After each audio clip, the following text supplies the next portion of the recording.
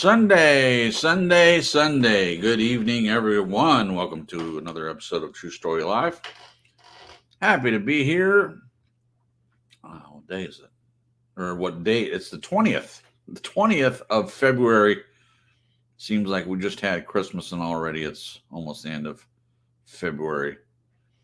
As anyone else knows, time flies right by. It's by you before you know it.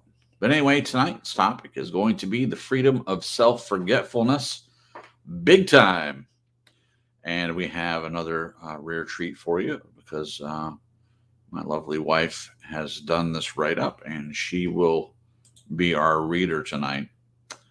And so you guys will get to hear her lovely sing-song, joyful voice instead of mine. Of course, I'm sure I'll have plenty to say, but you'll get to hear her read the write-up.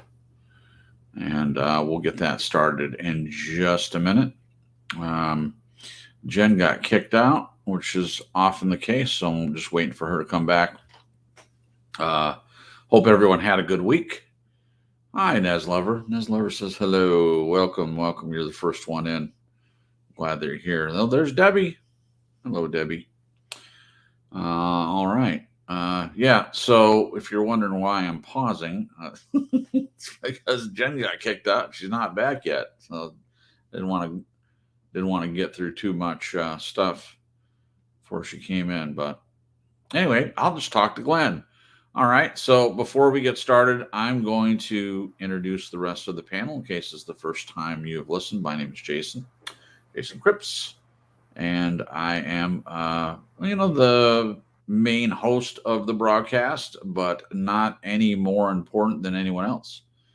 And we also have Glenn with us, and he is our friend from Australia. I always like to say that because he is in Australia and he's also our friend. So it's an accurate moniker, so to speak. Glenn, if you would say hello to the people and tell us how you're doing.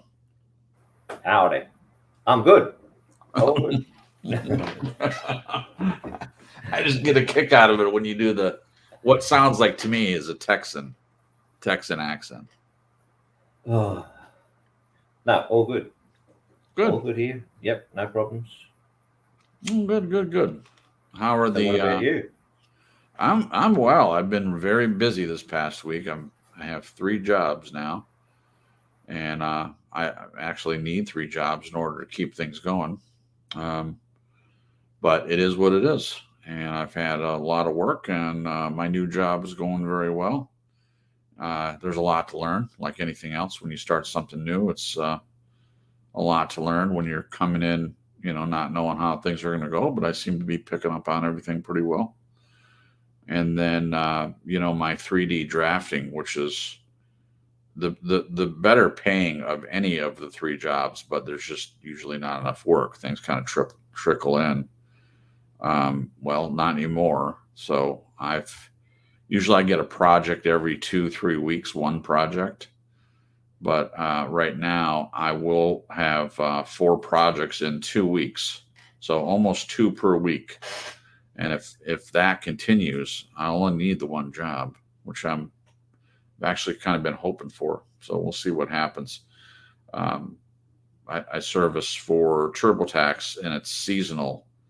I've stayed with it during the slow season, but it's very limited hours and couldn't make enough. So that ends unless they make a change this year. That ends in April, middle of April. And so if the other business is going strong at that time, then I'll just finish out the season and who knows, I might come back around the next season, but there's no reason for me to do the slow time. So anyway, that was a longer explanation, just biding time. It looks like Jen is having some problems getting back in. So I'm just going to copy the link and send it to her again. I don't know if that'll make any difference, but we'll give that a shot. Okay, well, there's the link again. Okay. Well, obviously I could read the write-up, but Jen wrote it, and I really wanted her to read it, so I don't know exactly what's happening, but we'll give her a second. Normally, also, Jen would say hello to the people in chat, but I'll do that for now until she gets back. So, Nez Lover was the first to pop in, and we're glad to see you. I think I already said hello to you, but there it is again. Also, said hello to Debbie. Debbie, we're glad that you're here. Debbie always comes in at the beginning and the end. You know, every I don't remember there being a broadcast that she wasn't here. Maybe it's happened. I don't know. Also, say hello to our buddy John. Believe on the Lord Jesus Christ. John, we're glad that you're here. I've had a lot of people comment. They love your comments in here, and of course they have to. If they want to remember them, they have to do something and copy them or copy them down or something, because they don't always stay up. And I understand. And Jamie Grace is with us tonight. Hello, Jamie. We're glad that you're here. And let's see who else. Helene is in the chat. Hello, Helene. Well, welcome. All right. Well, we said hello to everyone in the chat. Okay. So Jen is in the chat at least, and she says she's going to turn her phone off and back on again. Please hold. Okay. Yeah, we'll hold. Okay, there she is. Okay, there we go. All right. Yeah, that was an interesting. Yeah. I said hello to everybody, and I was like, well, I could read the write-up, but she wrote it. I really would like her to do it. Yeah, I think turning my phone off and back on again helped, and I don't think it likes me using the link twice. Oh. Like if it kicks me out or something, I'll try to get back on and it just won't work. So I don't know what that's all about, but turning it off and getting back on helped, it seems. Okay. Well. Okay. We're learning. Oh, yeah. Okay. So I said hello to everyone in the interim. So I just need you to say hello to the people, Jen. Hello, everybody. Glad to see everybody in the chat. Thanks for coming to hang out with us tonight. Yeah, it's awesome. Such fun. How are you doing, Jen? I asked. I'm doing great. I am doing wonderful. Well, it's been a good weekend. It's been a good weekend. Yeah, I'm a little dry in my throat because when I took a nap, I had our fan on and it was like blowing like a freaking hurricane. That's what it's called. Maybe I was sleeping with my mouth open. Oh no. I woke up and I was like, oh. That's a great noise. Water. So I'm actually going to take a sip real quick. Well, the thing is called, I think it's called a blizzard, the little fan that we have, those pretty powerful little black fans. They're really nifty. When I bought that, I've had a couple of them. Yeah, same here. They're like $30, something like that. And they seem to last forever. I think one of them I lost somewhere. I don't know what happened to it. Oh, one of them I gave to my mom needed one, so I gave one to her and never got it back. I don't know what she did with it. But it doesn't matter. That's okay. They do last forever. They do. Good stuff. We use fans a lot, so it'll probably die soon. The low setting seems a little putsy. Mm-hmm. Yeah, no doubt. It's like. Yeah, this episode of True Story Live brought to you by Blizzard fans. Get one for your room. A little hot, need just a little breeze on you while you're sitting in bed. Link in the description. No, I'm just kidding. That's right. All right, so we will say hello to anyone else new that comes in, but I just want to thank everyone for being here and hope you enjoy this topic. And all right, so Jen, if you're ready, we can get started. Okay. Deep breath. Okay.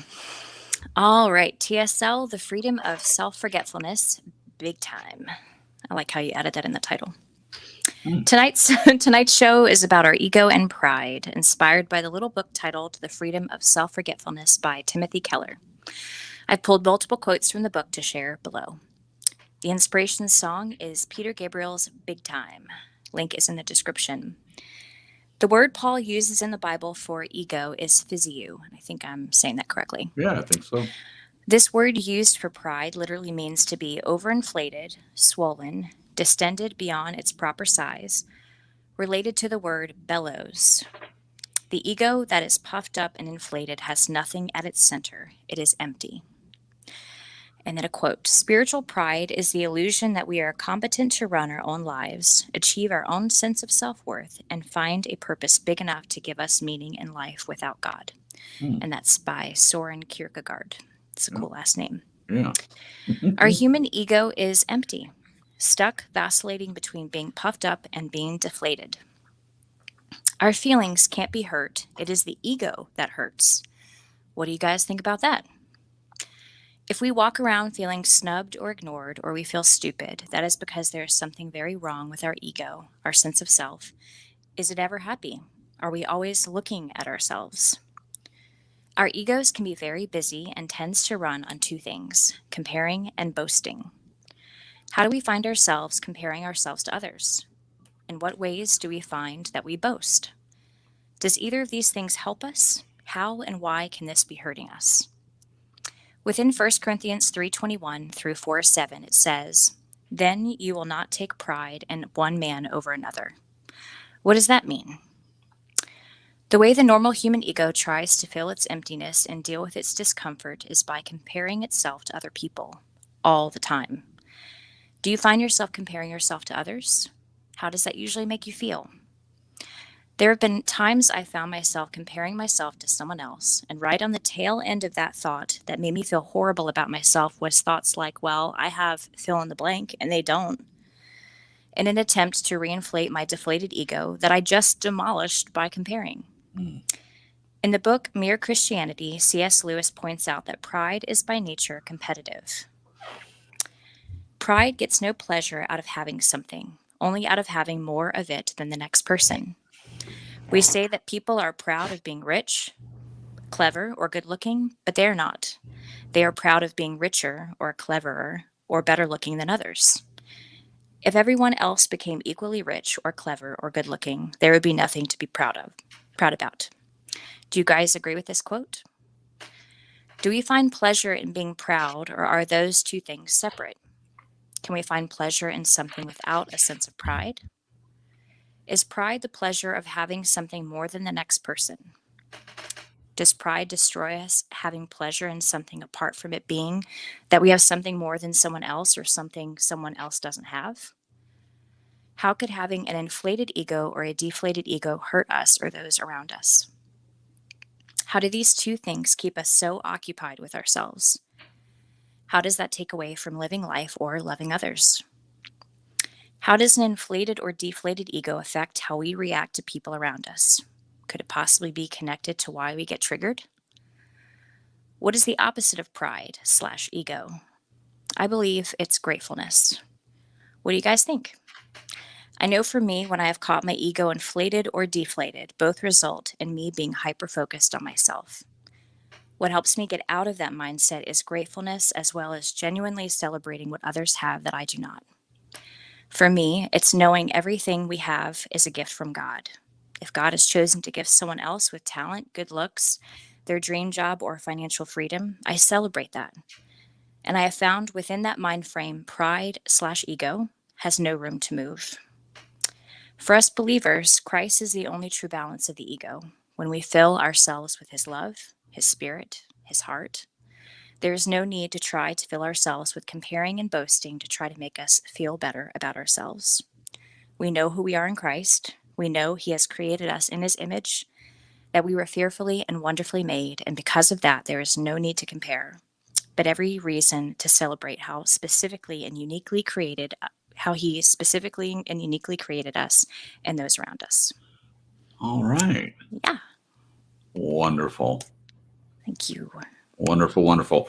That one question, and I saw where you put it. If you could message me that, and so when we're going over the questions, if that's where you would like it placed, yes, I can ask that question, even though it's not in the write-up. It's right before. What is the opposite of pride/ego? So that's where that gets placed. Sending it right now. What I can do. Sorry, guys. Little. Hold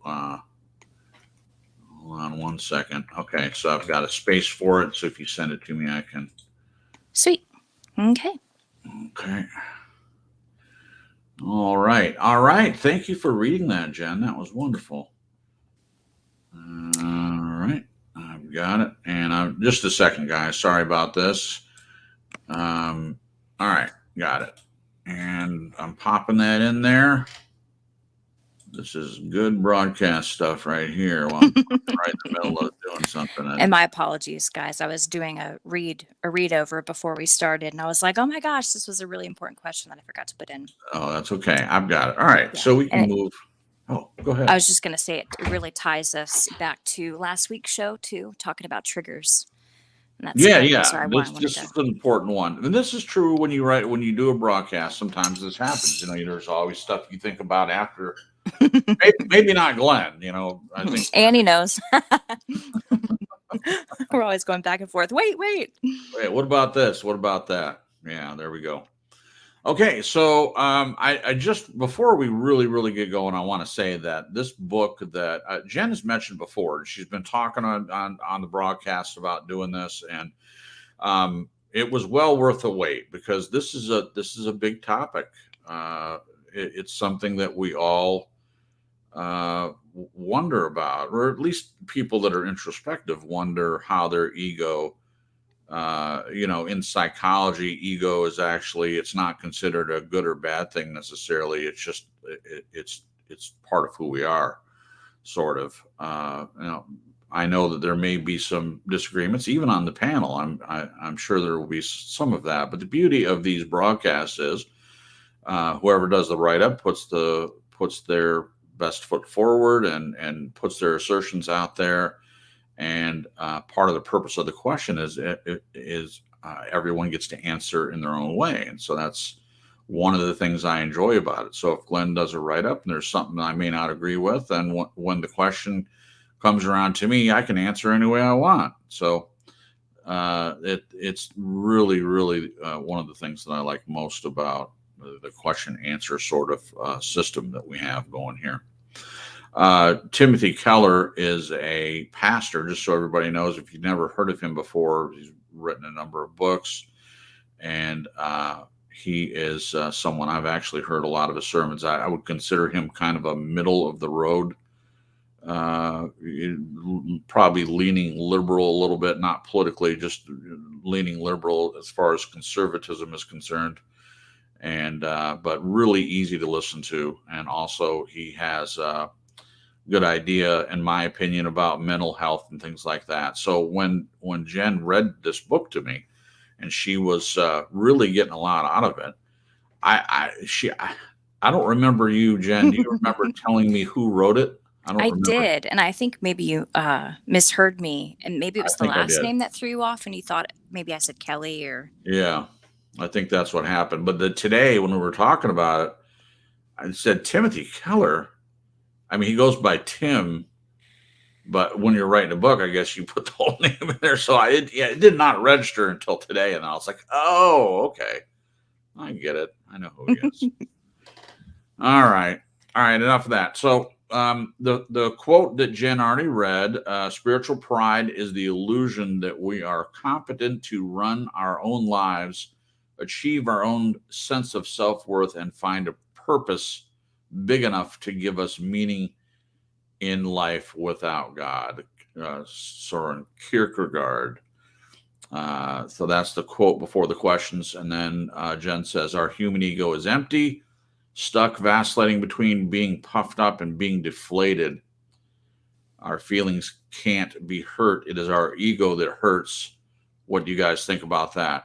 And I'm going to ask you first, Jen. Our feelings can't be hurt. It is our ego that hurts. What do you think about that? Let's hear from you first. Yeah. When my mom first mentioned this to me before I ordered the book, I was like, what? It didn't make sense to me because I think I had sort of glued together ego and feelings.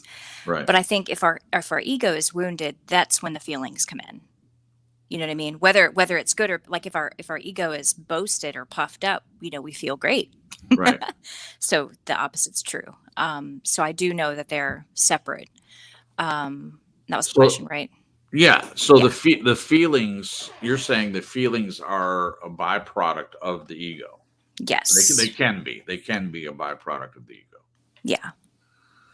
I guess if somebody didn't care like at all either way, they might not have any feelings at all. Like whether someone's trying to puff them up or insult them, Yeah. take them down a peg or two.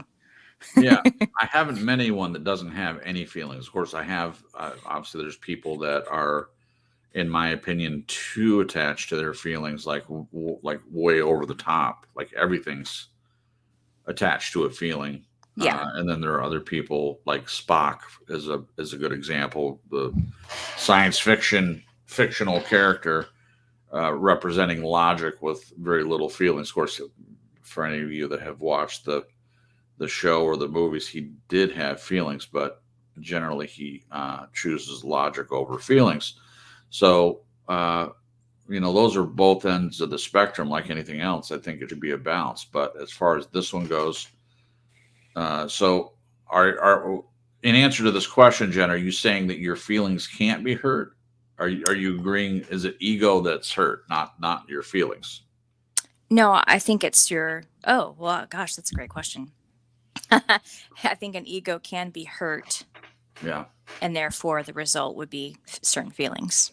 Yeah. So if the feelings can be hurt, but what you're saying, it's something deeper. It's not the feelings themselves. It's the ego. Yeah. The feelings are the reaction to the ego being hurt or puffed up. Yeah.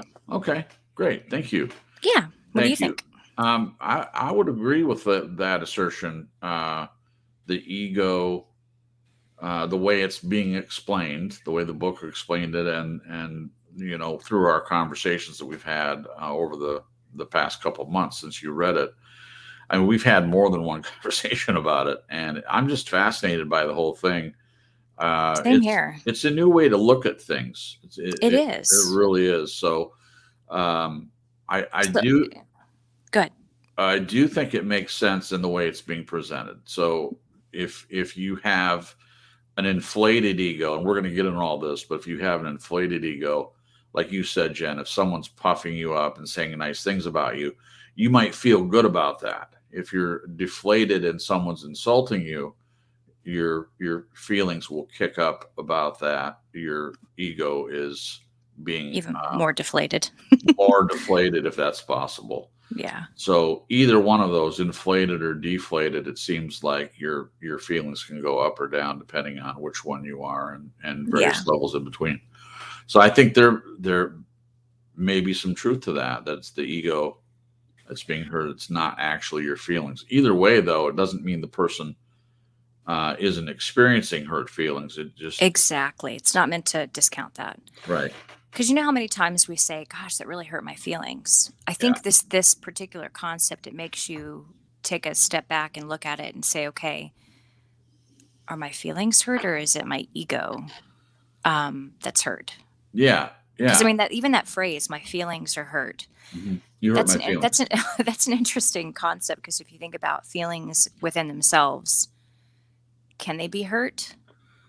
Yeah. Like if feelings are a reaction to something happening, is that the hurt part, or is it what was done to cause the reaction? Oh, good question. It's like they're little entities in and of themselves. Their feelings they exist.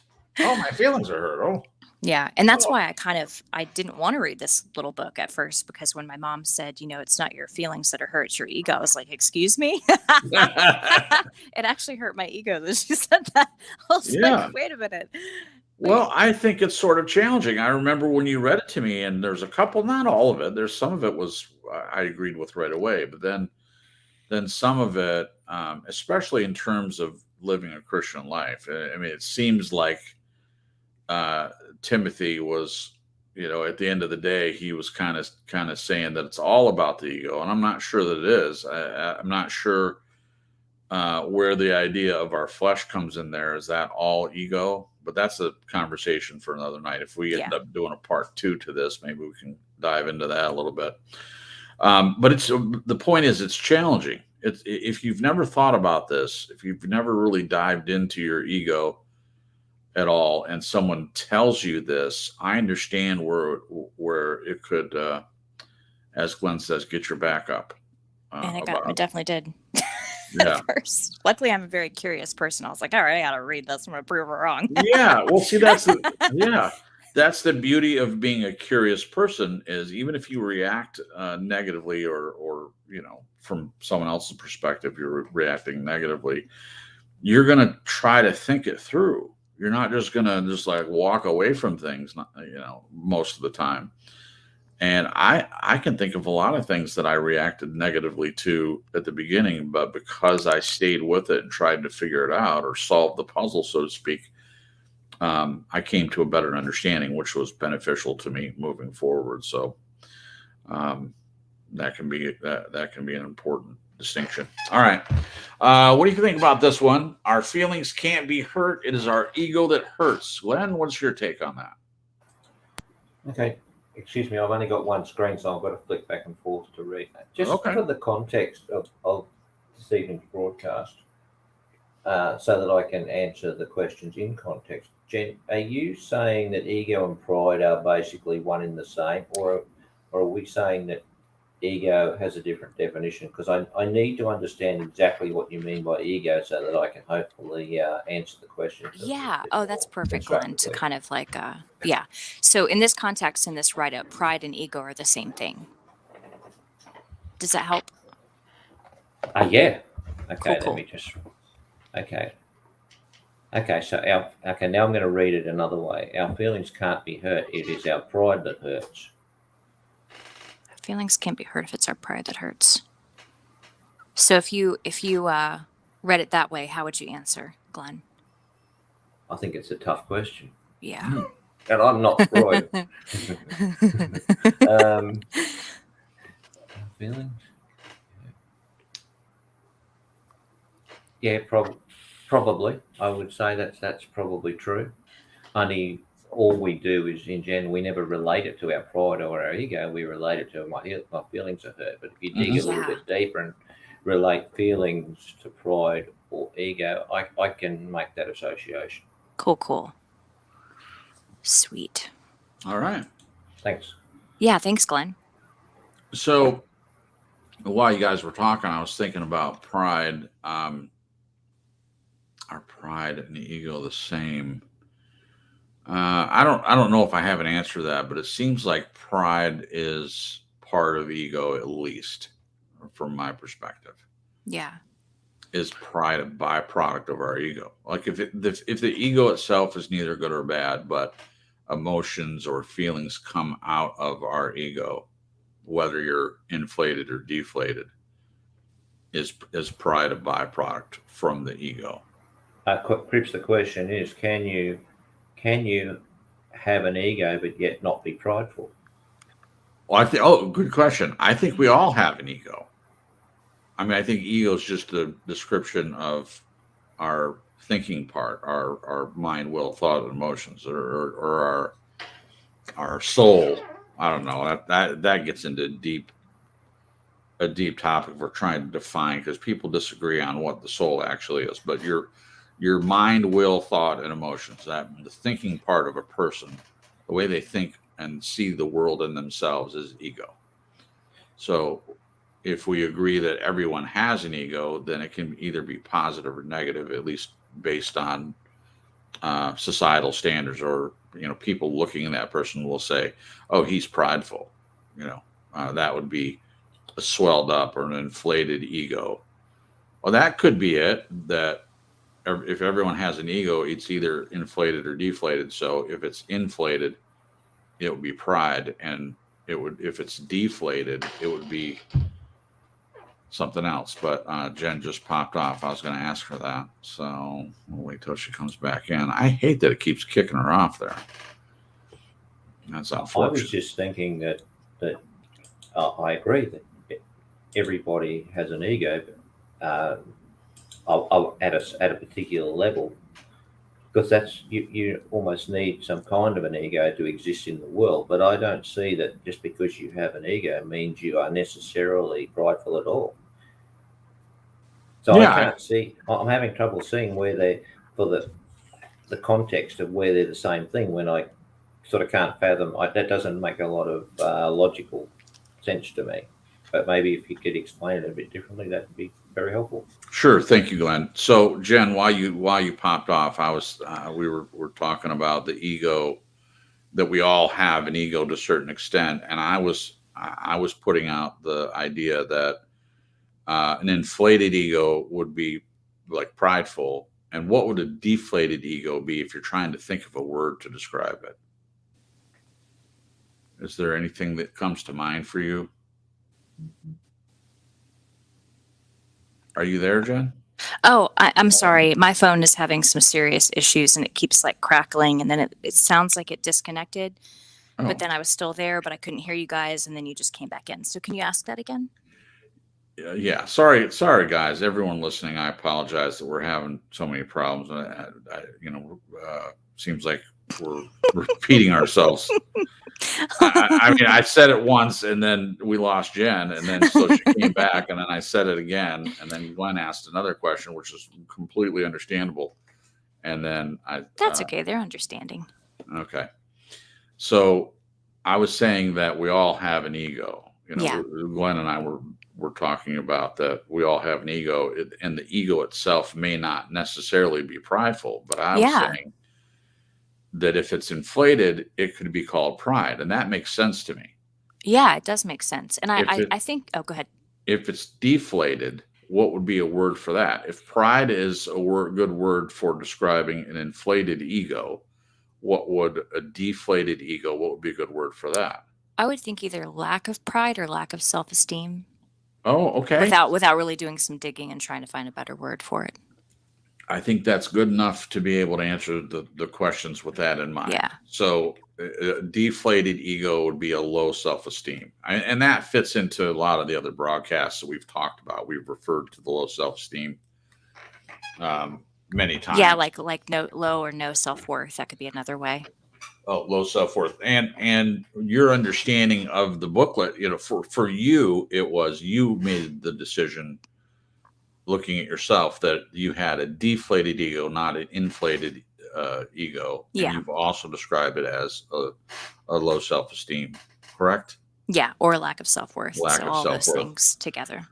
Okay. So I'm having trouble with that. Okay. With that Okay. explanation. It just doesn't ring true. Was to me I supposed at to all. say something else?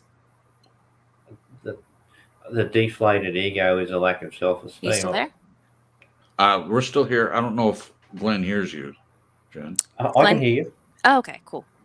Yeah, I was just trying to process that, and I couldn't quite draw the association between a deflated ego and a lack of self-esteem. I would have thought it would be more like something that's like selfless rather than lack of or more self-esteem. I think the middle of the road here between deflated and inflated ego would be selfless and also self-forgetfulness. Right. Okay, that's a fair answer. The point would be, the whole point of the booklet, in my opinion, and this broadcast to explain it, would be to get to a point in the middle of inflated and deflated, which would be selfless, in my opinion. Yeah. Right? Okay. I agree. Thank you. Okay. So we'll go with that definition for now, in saying that inflated is prideful, deflated is more of a lack of self-esteem. And in each case, it's the feelings are not what get hurt. It's the ego that's being attacked if you're not right in the middle. Yeah. Does that make sense to everyone? Can we go with that? Yeah, that's good to me. Okay. Helene says Satan is prideful. Yeah, Helene, probably biblically speaking, Satan would be the biggest, most well-known example of someone who is completely prideful. We're talking about a creature that he might pretend to care about someone, but in general, well, not in general, specifically, biblically speaking, he's out for destruction. He knows he can't win, but what he wants is to affect God by taking as many people or by keeping people from their best self. And certainly for the sake of the write-up and what we're talking about, inflated or deflated ego both are not helpful to have us be our best self. And on that thought, Jamie said a really interesting thing, and it's blown my mind. She said, I think if our ego is either inflated or deflated, it is pride. The focus is still on ourselves. Oh, well, that's a good point, Jamie. Yeah, I've never thought about that. Whoa, blowing my mind. I think if our ego is either inflated or deflated, it is pride. The focus is still on ourselves. I like that. Okay. At some point in this, and I should have done this, and I apologize, guys, I should have looked up the difference between ego and pride and also the definitions of both. I think that could have helped. Oh, sure. Well, here's the thing. It's not your first write-up, but, I'm always learning. Always. We're always learning. We're always going to do better, and we will still get a lot out of tonight's broadcast. And I think it's a wonderful write-up just because you didn't find the definitions, and we're spending a lot of time defining things. We're not even past the first question yet, and that's okay. I think there's value in talking it through. All right. Did everyone answer that question? Yeah, I think so. We're on the first one. Okay, yeah. Okay. All right. Next one. If we walk around feeling snubbed or ignored, or we feel stupid, that is because there is something very wrong with our ego, our sense of self. Is it ever happy? And a follow-up, are we always looking at ourselves? Well, what do you think, Jen? If we're feeling snubbed, ignored, or we feel stupid, there's something very wrong with our ego, our sense of self. Is it ever happy? Is our ego ever happy?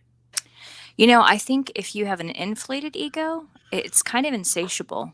You're wanting more to hold on to that feeling of what an inflated ego feels like. And when you have a deflated ego, I don't know about anybody else, but when I'm in that place, I am very self-focused, and it seems to be really hard to climb out of. And I'm waiting for something or someone to reinflate my ego by compliments or, saying something nice about myself so that I can get to that middle point again of feeling good about myself. And sometimes it slips past that middle point and it goes into the inflated, like, oh, crap. Right. So it's like a pendulum that can swing back and forth. What you want is it for it to be in the middle. Yeah. But it can go too far to either end. Yeah. Right. Is that so? In terms of a bellows, I mean, that's a really, really good mental picture. So if you've ever seen the bellows, it's got the little accordion thing, and you stoke a fire and you stick the end in there and move the two things towards each other back and forth, and it creates air, which can get blows a fire going. Yeah. Or inflate something. Yeah. Yeah. So I feel like with both of these extremes, inflated or deflated, we are in that time we're looking at ourselves. Yeah. Focused on it. Okay. Before we move on, I'm going to say hello to Alex. I haven't seen you in a long time, my friend. I'm glad that you're here. Thanks for coming. Also, Kelly Ann Dean is here. And I know you said hello to Annie, but I didn't. So hello, and Annie. Stephanie's here too. Yeah, I saw you talking to her. So Stephanie, hello. We're glad that we have a lot of people here that we haven't seen in a while. Thank you guys for showing up. And if you haven't met everyone in the chat, please make everyone feel welcome and just say hi. I see that you're already doing that. So we need to say about that. Quick draw. Okay. All right. If we walk around feeling snubbed, ignored, or we feel stupid, that is because there is something very wrong with our ego, our sense of self. Is it ever happy? No. It might be happy for a while. So if it's inflated and someone says good things and they puff you up, it might seem happy, but if it's, from what I've observed, if you don't have a sense of self that isn't run by the comments of others, what happens when nobody makes any comments? What happens if no one's stroking your ego? Are you ever interminably happy? Yeah, or like in a balanced place. Right. Is it ever a balanced sense of happiness? I don't think so. I think if it's inflated, you're prideful in that way. If it's deflated, you're self-focused in the other way. Everyone's always doing stuff to me. I can't trust anyone. Everyone's always hurting me. All that. Or you're questioning your worth because you're not getting that external validation. Right. With the lack of external validation, if it's not balanced, if you're not in a healthy, balanced place with the ego, I don't think anything ever makes the person happy. If they're happy at all, it doesn't last if it's based on external things. Yeah, it's fleeting. It's fleeting. What do you think, Glenn? If we walk around feeling snubbed or ignored, or we feel stupid, that is because there's something very wrong with our ego, our sense of self. Is it ever happy? Temporary relief from existential pain. Yeah. Not happy. Yes. Right. So I would say because I come up with the same standard answers regarding these questions and validation, is that I think my pendulum swings just that tiny bit to the left and then a tiny bit to the right. It doesn't have a wide swing on it. So hence a lot of this stuff is that's said there is irrelevant. If someone says if someone snubs you, ignore you, well, that's tough, isn't it? No. I use my "I don't care" in inverted commas, which means it's irrelevant. Let them think what they like. That's fine. Yeah. Not a problem. Mm-hmm. Right. So, is there something wrong with our ego? I don't think there's something wrong with our ego. I don't think it's something wrong with our ego. I think it just is our ego. Right. Okay. Well, thank you. Yeah. Okay. Thank you, Glenn. We're going to say hello to Janet, who popped in. Janet, lovely to see you. We're glad that you're here. If you were in here earlier and I didn't see any comments from you, please forgive me, but I just noticed you're here. Thank you for coming. I hope that you're feeling well tonight. Yeah, good stuff. All right, everyone answered that one. Got through that one pretty quick. We might make up a little time for. Our egos can be very busy and tend to run on two things: comparing and we didn't answer the second part of the question, which is, are we always looking at ourselves? What do you think, Jen? Are we always looking at ourselves? I think if the pendulum is swinging heavily to, the inflated or deflated, yes. And I've been there many times. And, it's so interesting because I feel like for me, it's always been that my reality. So this is so like earth shaking, this whole topic for me, at least, because it's helped me see that it hasn't really been in the middle. Right. Or like where Glenn is, where it swings a little bit up and a little bit down, but it's not these huge swings. Right. Now for me, I haven't had very many huge swings in the up position, the inflated. It's been more stuck in the downward position. Right. But gosh, even what Jamie said about it being pride, I remember there's been so many times that I'm stuck in that deflated place and I hate it. I'm like, I hate being here. This sucks. I hate that I'm so self-focused. And it's in a bad way. It's in a negative way, feeling bad about myself or whatnot. Yeah. It's just not a fun place to be. And I think when you know it, but you don't know it, what it actually is, like what's going on, I don't think that helps. So this has been really helpful for me. Yeah. Kellyanne Dean says, I love Jen's voice. It's so soothing. Oh, crap. There goes the pendulum. Okay. Center. That's good. Thank you, Kelly. That's very sweet. It's a good way to think about it, a mental picture of a pendulum going one way or the other. That's helpful in thinking about it. And that's a great question, actually. Like when something like this happens and you get a compliment and you feel that rush in your heart, it's like, is that bad? No. I don't think it is. Okay, if you would be happy either way, whether someone made a comment about your voice or not, if you were happy either way and someone makes a comment and you feel an upsurge, like, oh, that was nice of the person to say, is that bad? Is it bad to feel good about something nice someone says to you?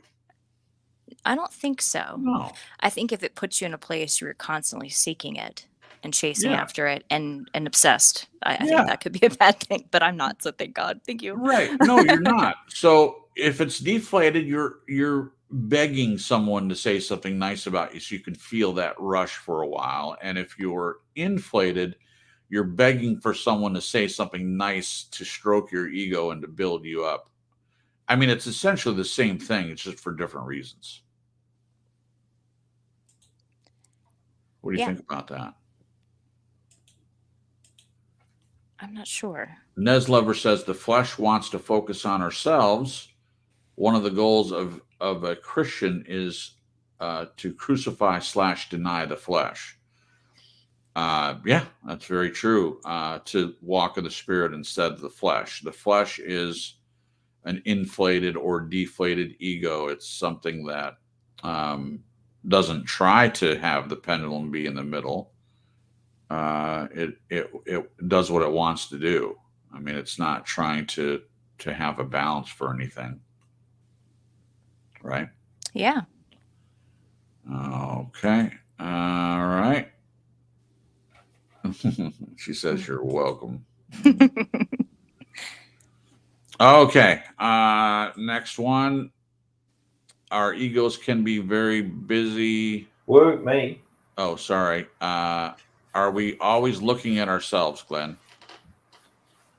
I think so. I think each person internalizes it in that way, even if it's sort of almost at a subconscious level. I think it's the degree to which you bring it out to the surface that it really is the important thing. Some people, as you said, require it. Some people, like myself, just consign it. Really, it's like if Sandra said to me, "Oh, you cooked a good meal," well, other than probably falling to the ground in shock, Right. I'd probably say, "Praise the Lord," but okay, no, I wouldn't say that. Don't get excited, everybody. I'm not really saying that. Too late. So I'd probably be thinking, "Oh, gee, I'm in shock." But I wouldn't take it to heart and think, "Oh, gee, I got validated." I wouldn't even think like that. I think, that was nice. Move on.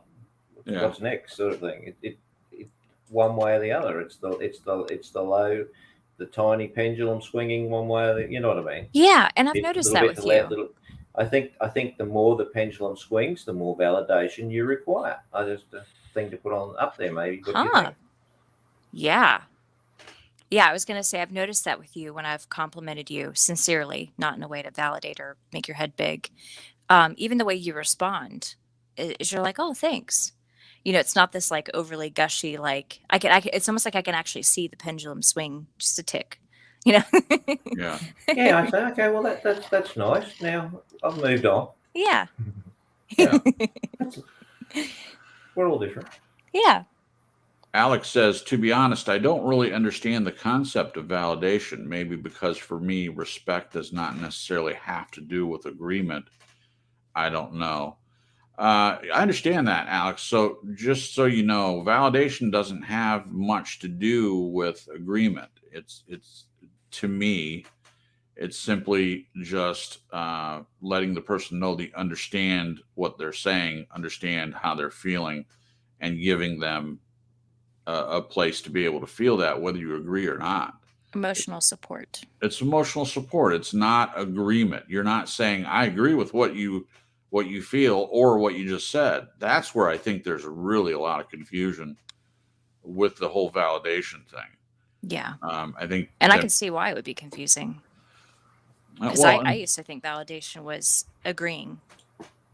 Right. But once it's explained that it's not agreement, you know, for instance, someone can get in a car accident and, you know, that they made it through okay, and they're given a ticket for speeding and causing the accident. And they come home and tells their, we'll put it in the other, we'll say it's the husband that does it. And the wife is, you know, first asking if you're okay. And he says, I'm all, you know, shaken up and, you know, the stupid cop gave me a ticket and all of that. And she looks at the ticket and She sees that it was for speeding. So the guy was speeding, and he says, "I'm a little shaken up. I might have almost been in shock, and I'm a little shaky." And she can say, "Wow, yeah, I understand. You were just in an accident. I understand you being shaky." And she can validate that he's shaky. He was just in an accident. It's just simply validating the situation and saying you understand how he feels. Yeah. Then he can say, "Well, the stupid cop gave me a ticket," and she doesn't have to agree, but she can say, "Yeah, I understand why you'd be frustrated that you got a ticket." It's not saying that she thinks that The he cop wasn't was wrong, speeding or yeah. or the cop was wrong. It's saying, yeah, it's frustrating to get a ticket. That's validation. It's not agreeing with what the person feels. Anyway, Or she could say, she could say, "Oh my gosh, I can't believe you were speeding, and I can't believe you got a ticket. Now our insurance is going to go up, blah, blah, blah," before even saying, "I understand why you're shaky," or, right, that you're frustrated that you got a ticket. right. And then usually if you do that route, it kind of explodes and the person feels invalidated, and Yeah. like you Yep. don't care. Yep. Like you don't care. So without the validation, if you go the other route, it can be incendiary, way worse than it needs to be. You don't have to agree to validate, but that's not the topic for tonight anyway. But I just wanted to read that.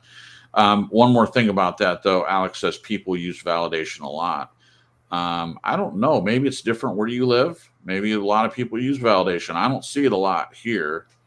I see people in movies and TV shows when they're representing a healthy family or a perfect family or perfect society. There's a lot of validation. I think some of it's the false kind. It's just someone pretending to validate, pretending to care, but they're not really. And you can see that. You can see that they don't really care. Can I add one thing, please, if you don't Of mind, course. before you move on? Yeah, of I course. had this conversation with Sandra because each of us feels uncomfortable with the level of validations that maybe you and Jen do engage in, but that's neither wrong nor right. It's just, I said, okay, well, how do you know you're being validated? To Sandra, if I don't use words, she said, I'm validated by your actions. So Yeah. that's a different.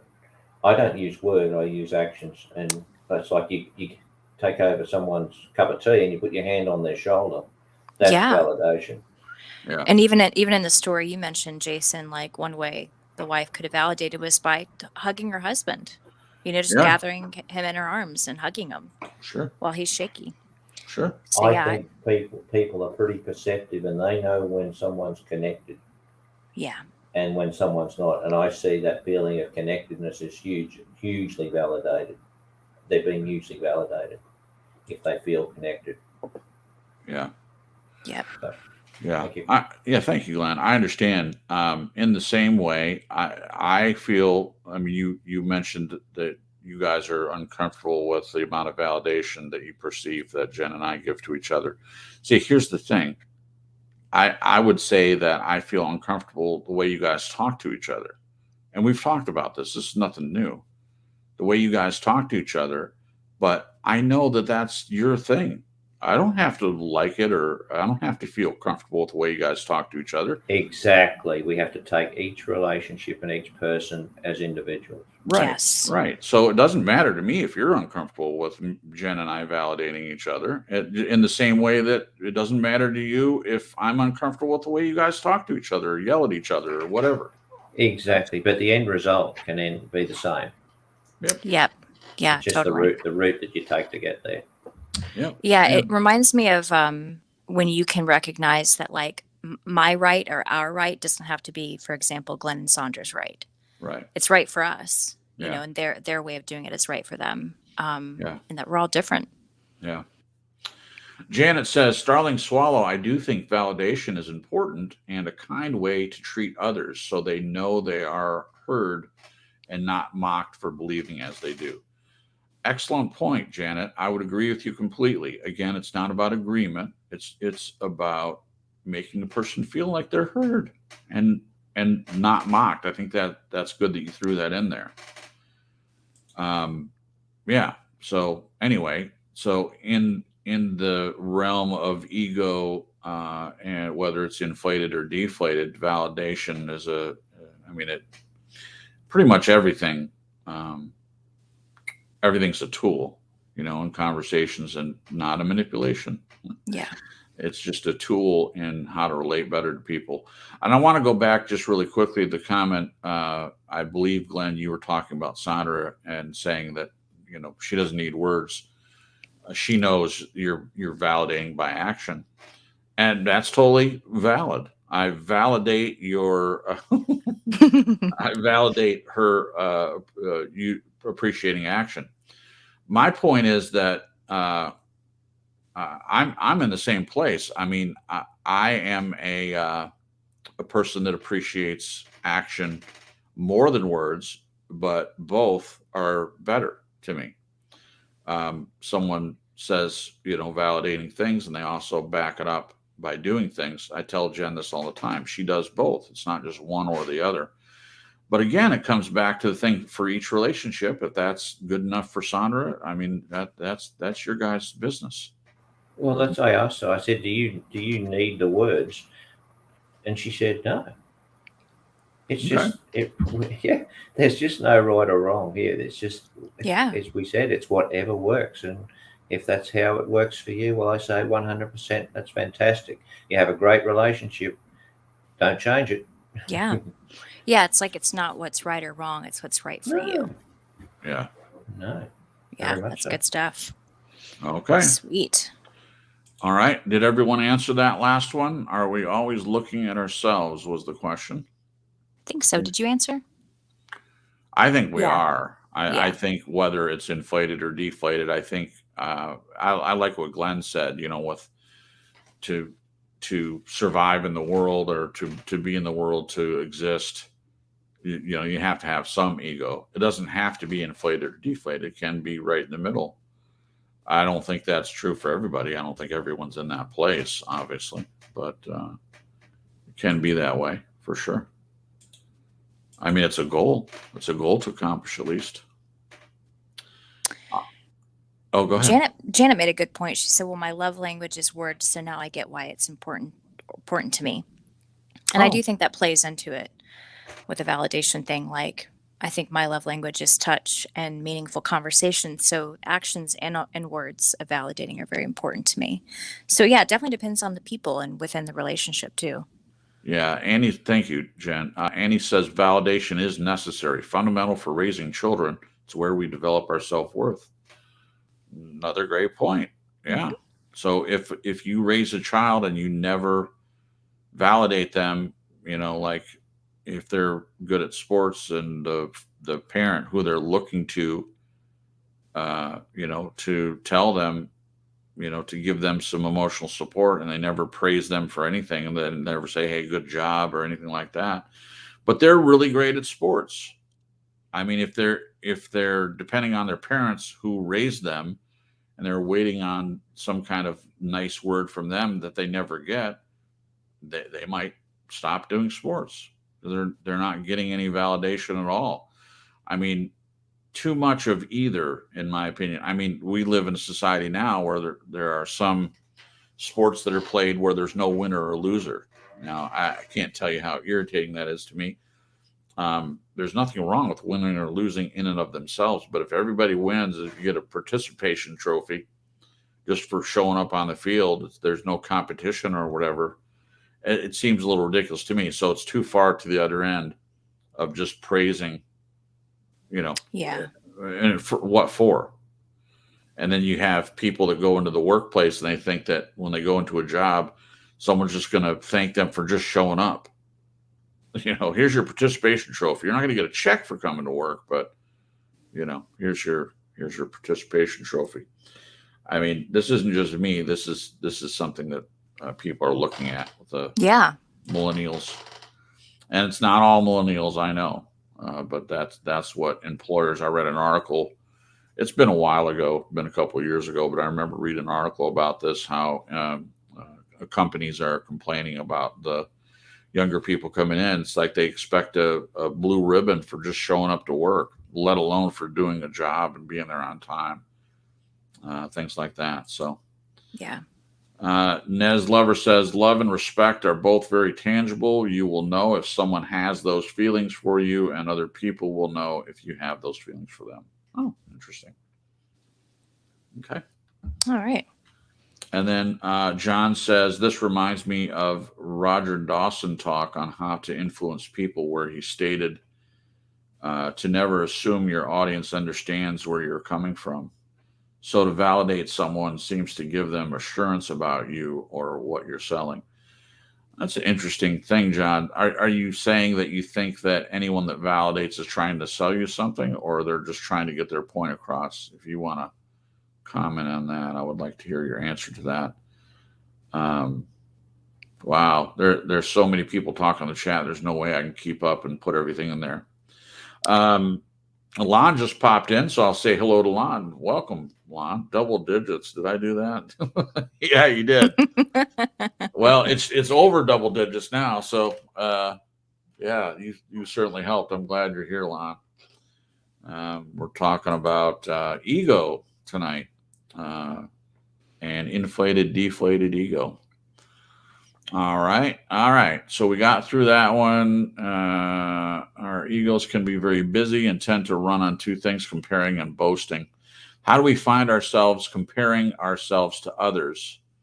In what ways do we find that we boast? Okay, so let's start with the first one. How do we find ourselves comparing ourselves to others, Jen? Whoo, doggy. Okay, the truth. Dun dun dun. I don't do this as much, but gosh, especially coming from a place of deflated, just constantly, this person, gosh, there's so many examples, which one to pull. Someone else is prettier, or they have a better job or bigger house. Did I already say prettier? I'll say it again.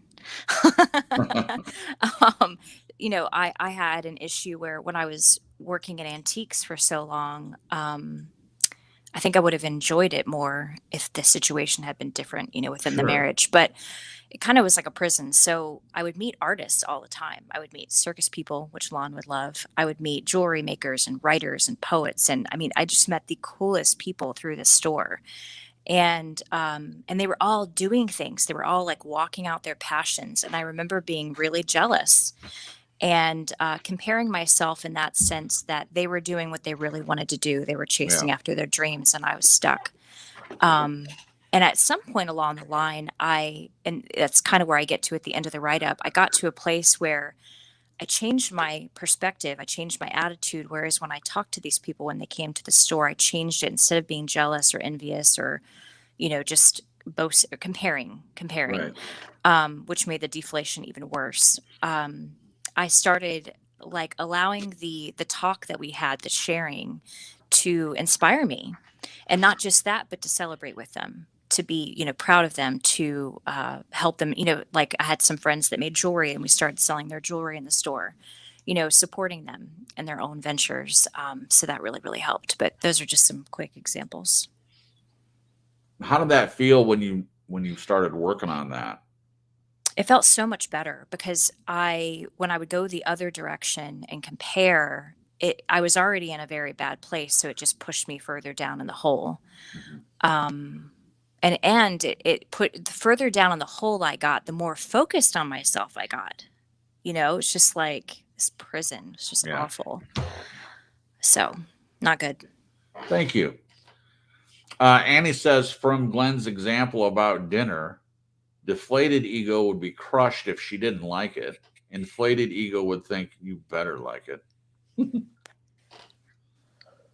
That's good. I don't know if Glenn would respond that way, but yeah, she's using it as an example. That's an example. That's a very good comment. I'm 100% on board with that. Yeah. Really, as I've said to Sandra, if you don't like it, it's not my problem. You can always get up and get your own. Yeah. Yeah.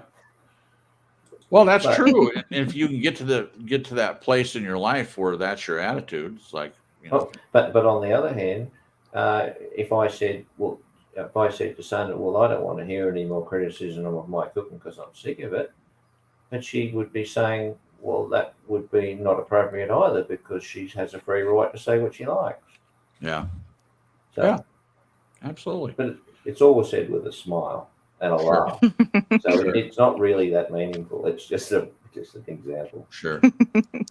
Annie says validation is recognition and acknowledgement of where a person is standing from their own world. That's right. Nez Lover follows up with Annie is Annie in the correct way to handle dinner is just to be happy that you're alive to enjoy dinner and that you have dinner to enjoy. Wow. That is actually Sandra's attitude. That's Nez nailed it. If you get to the bottom line, that's exactly what she says. I'm grateful that I can be living in a place like this and have someone who cares for me and loves me. And what more do I need?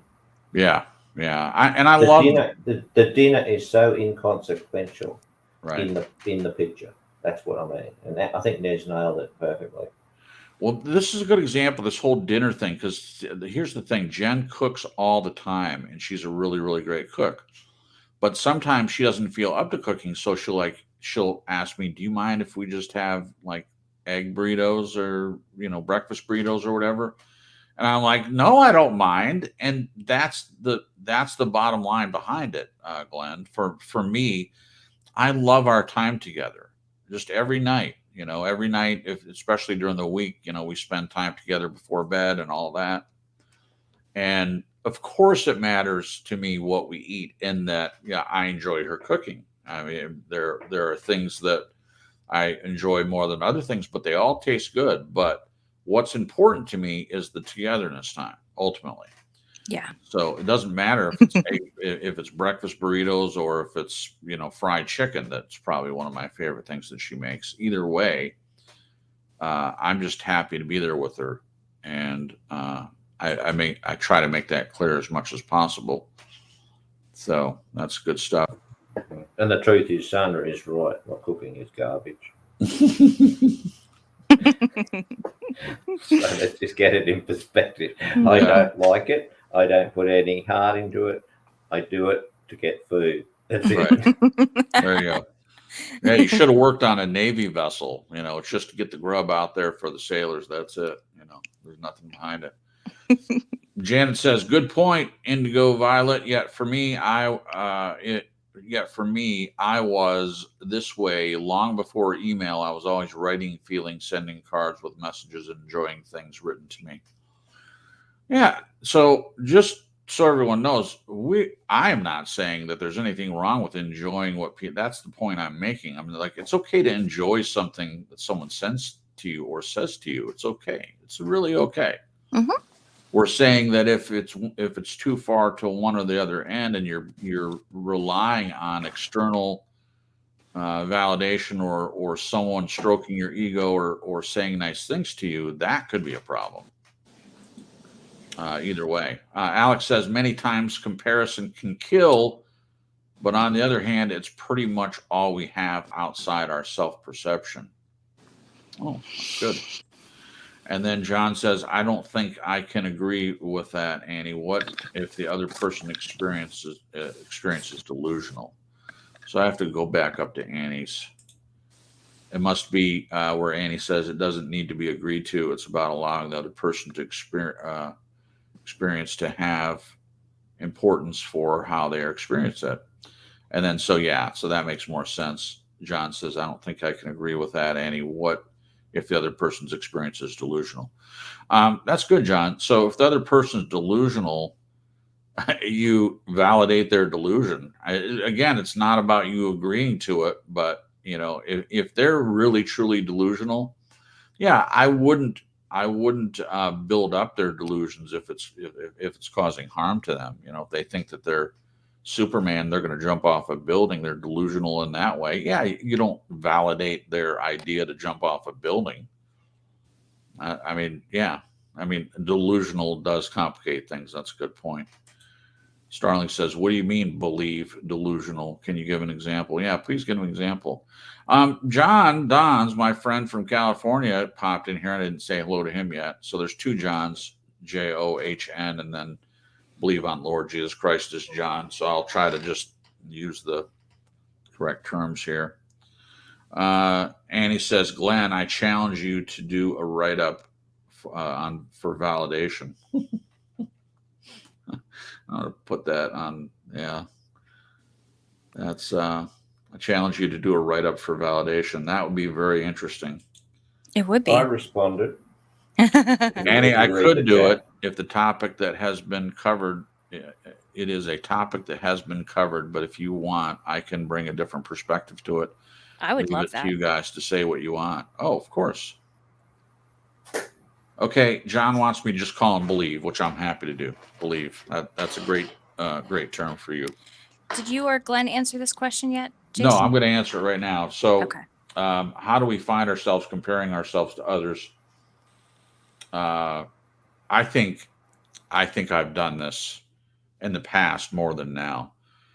I think that, especially growing up, it's a little bit natural to kind of compare yourselves to other people. You see other people, you know, you're around other people a lot, especially in school, and you see someone that's better at sports than you are, and you're wishing you could be better. I mean, I think some of that's natural, but if your self-esteem is being helped along, if you're being validated, you know, if in a healthy way, I think it falls off after a while. I don't think you always have to compare yourself to others, but for me, I did that a lot. And Jen, like you're saying, your experience was, mine was equally bad. I mean, there's always someone, let's be honest, there's always someone that can do something better than you. Yeah. Always. I think we all have different gifts, talents, and abilities, and you may have something that maybe you're the best at it. But I don't like to think like that. And certainly now, if I still were spending time comparing myself to others, at least in a few areas, that would not be helpful. It wouldn't be a positive or a healthy thing for me. All right. So I don't think it's healthy. I don't think it's good. I understand it, especially when growing up. I think when children do that, I think it's hard to not do that. Not to mention, I mean, I don't know what it's like in school for kids now, but when I was growing up, there was a lot of competition. There was a lot of, I mean, you know, maybe too much. I mean, the argument could be made that there was too much, and it set up this culture of comparing. I think that's what they might have noticed, and they went too far to the other end. Where there's no competition now. It's just like everybody gets a trophy for just showing up. I don't know. Okay. What do you think, Glenn? How do we find ourselves comparing ourselves to others? What do you think about that? I think everything you brought up and bring up in the rest of the write-up, I have experienced from each end of the spectrum. Oh. And yeah, exactly. From experience, I realized that doing what that question said is a complete and utter waste of time. Right. People don't appreciate someone who boasts about everything. You're better off, in my opinion, to fly under the radar. Yeah. And it doesn't use energy, and you just you just live. You cruise along, live your life, and none of that stuff is in the question is relevant. That's how I feel. Okay. I can't be bothered with it. So. Okay. Thanks. All right. In what ways do we find that we boast, Jen? Oh, I think I answered that. Oh, you did? Did I answer that one? Huh. Boast. Okay. Yeah, I have an example. So I'm not a big boaster. Right. You're not. But later on in the write-up, I gave an example of in reading this book, it's brought to my attention a dynamic that I have had in the past, where when the boasting has come on the tail, and this is usually not out loud, it's usually in my thought life, but on the tail end of comparing myself to people, it knocks me down within myself, you know, my self-esteem. And so then I usually counteract it with thoughts like, you know, oh, well, you know, this is just an example, you know, I have I have a better marriage than these people do, which Right. is so terrible. I can't believe, but I've been amazed because, in this particular instance that I'm talking about, because it did happen around Christmas, I really felt the Holy Spirit stopped me, because I feel like sometimes we have these thoughts and we don't even fully recognize that we're having them. And it was like the Holy Spirit just stopped and made me look at what I just thought. Like, look Yeah. at what you just thought. And I had read the book, and so I was like, holy crap. It kind of blew my mind. So I literally sat down and prayed and made a decision, because I was like, ugh, ew, ew, ew. Like, this whole thing is just gross. The Right. comparing, how it makes me feel, and then these other thoughts that come in on the back end of it where and it is boasting, Yeah. It just felt disgusting and gross. And it still didn't make me feel good in the sense of that pure feeling good. Right. It's like still an icky feeling good, if that makes sense. Oh, it does make sense. Wow. To me, that's huge. So again, if it's not external, if you don't need someone to say good things about you, when they do, to me, it's not an icky feeling. Yeah. It's way better. Yeah. So when we get to the write-up, I'll Okay. at the end, it explains kind of where I went with that, but I'll stop there for right now. Okay. Believe says, call me self-made. Ego alert, LOL. Man, I can't stand when folks tell me they are self-made and everyone else don't want to work. Yeah. Well, yeah. And also believe there are people that say they're self-made, but they're living on daddy's money. So, I mean, when people say that, a lot of times it's patently untrue. I mean, most of the rich people that are out there, I mean, some of them have died off, but their children have their wealth. If they say they're self-made, they're completely lying. They got money from their dad and their grandpa, especially the richest of the rich. Yeah, it's not hard when you're born into money and to not lose the money. I mean, it happens. Some people have lost their family's fortune, squandered it in poor investments and riotous living. Yeah. But I always, and I could be wrong, but I always think if I ever got a big lump sum of money, I would be the one person to do it right. Okay, on the boasting thing, I'm not much of a boaster either, but I would say that I was on the deflated side as well, not the inflated. And it's gotten a lot better. I need less and less external validation. And I judge that by how little I can be on Facebook now. I mean, this is a whole nother topic, but they have done studies about why Facebook is so popular and why people use it. And literally the emojis and the like button and all of that. And you get a little boost of endorphins, dopamine. Yeah. Dopamine boosts. They're aware of it. Like, this isn't just it's not a conspiracy theory or anything like that. When you post something and someone likes it or loves it or whatever, or laugh emoji, unless it's something that wasn't funny, if you get the intended reaction from someone, you get a little dopamine boost. Yeah. So now people are on their phones posting things to get likes. And on YouTube, it's likes and subscribes. I mean, that's the way it works. That's the culture of YouTube. And what about the opposite of that? When you get a mad face or even a laughing face, the passive aggressive laughing face. Oh, I hate the You're passive. like, And "Ooh." unfortunately, when that came out I remember when that came out on Facebook, I used it all the time. Oh, no. Someone would say something serious and I would just be like, that's ridiculous. And I sometimes I wouldn't even comment. I just put the laugh. I am guilty of that. Now, not anymore. I don't do that anymore because I don't like it on my end. If I'm posting something poignant and serious, and then someone puts especially since 2017, Jen, you know what I mean. So in 2017, I started posting stuff and I'm serious about asking questions about what I was learning. And, people respond in that passive aggressive laugh emoji all the time. Yeah. So a thumbs down, laugh emoji when you're being serious, passive aggressiveness, the way they respond. Yeah, that's a dopamine Destroyer. depletion, destroyer. Yeah, Oh, my ego is deflated. it's deflated. Yeah, not good. Yeah, so for me, the boasting thing, I wasn't a huge boaster. And what I have found observing others, um, you recognize the big boasters. I mean, it's easy to see who the boasters are, people talking about themselves, and it's not pretty.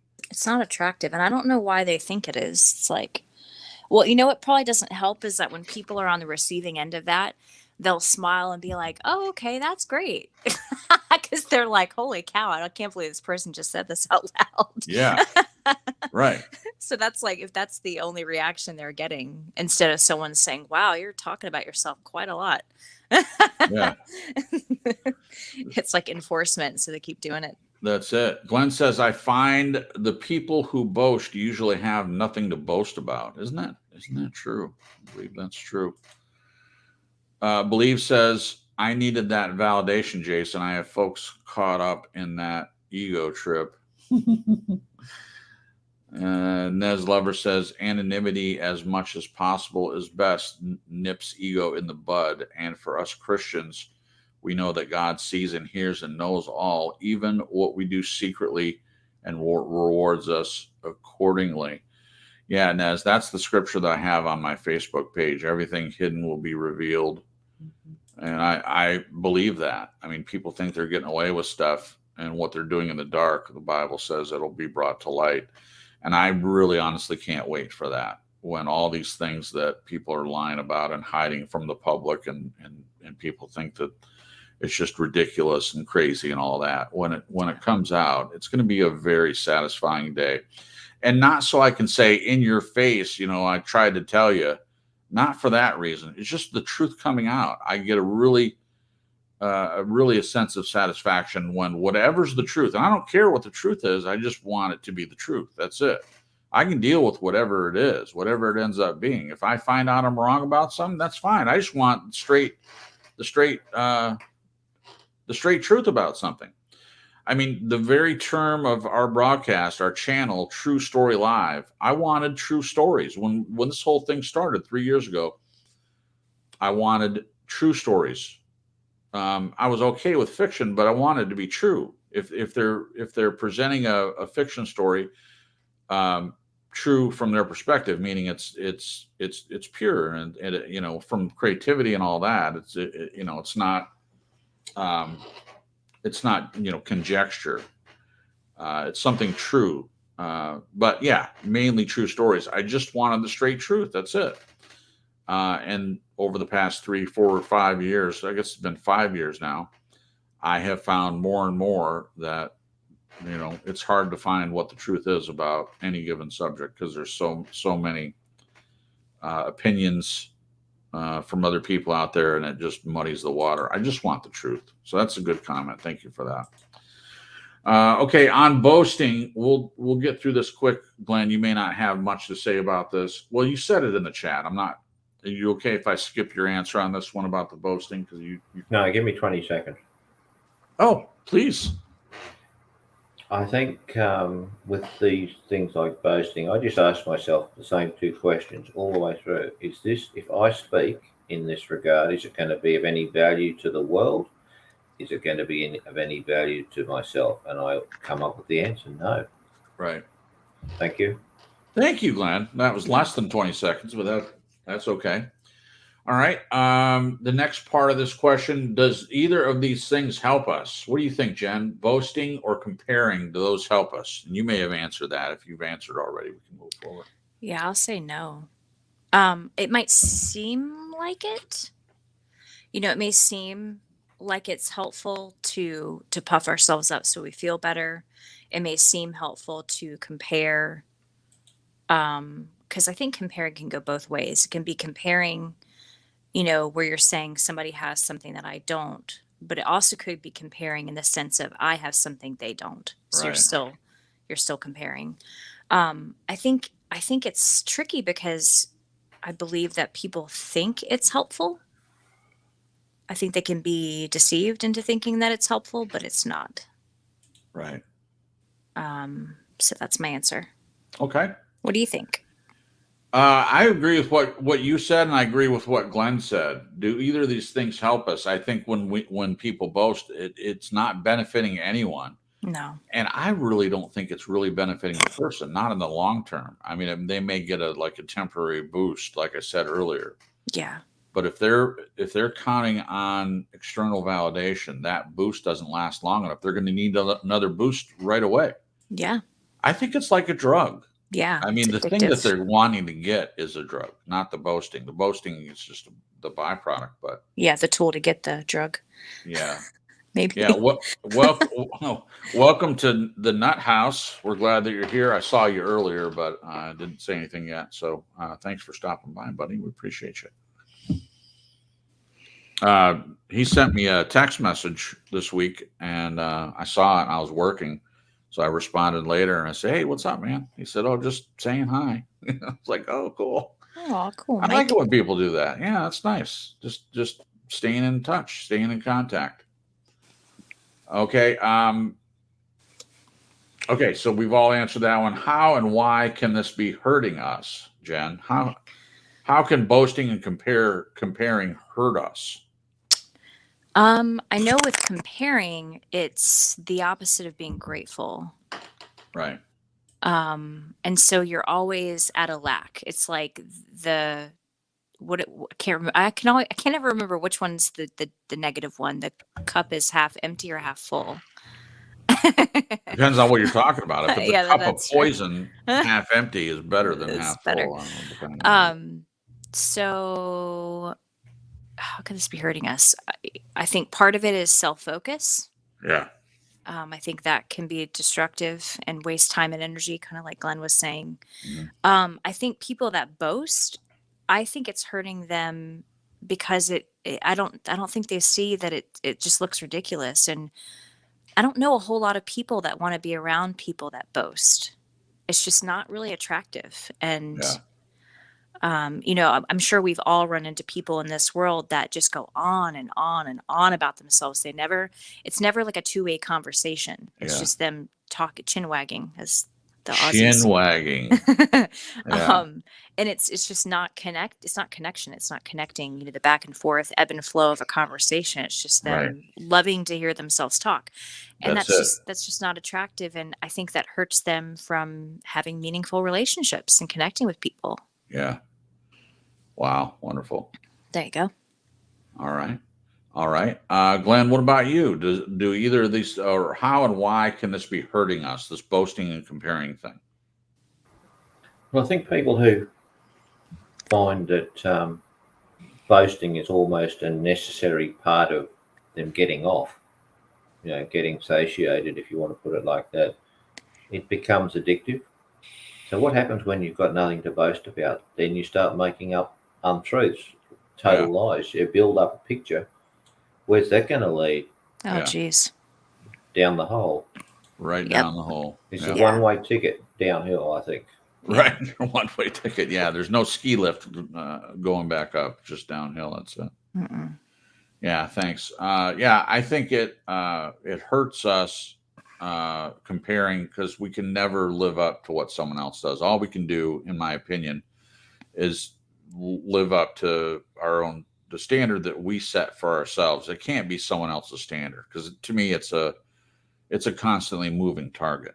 I mean, if we got as good as, like in sports, I keep using that analogy in sports, and we can improve, we can get better, and we get as good as someone else. And then someone else always comes on a team that's better than the other guy that you just compared yourself to. You rose to the level of competition with one guy, and then some. There's always. I've played lots of sports in my early days in school and stuff, and thankfully, I think at the beginning I tried to compare myself, but I quit doing it because I just found that I couldn't rise to the occasion. Yeah. Particularly, I'll just tell you one little quick story. Playing soccer, I was fairly good at soccer, and I played a right forward was the main position, because I was pretty good at passing the ball. So I would be on the right wing, and I would pass it into the center forward, and he would take a shot at the goal. I did get a couple shots in and stuff, and so that was fun. But in this comparing, we all thought we were pretty good. And this guy from Colombia came to the area and he was on our team. And I've never seen anyone up live and up close that was as good at soccer as this guy. So basically the coach told us to get the ball to this guy and let him do whatever he wants with it.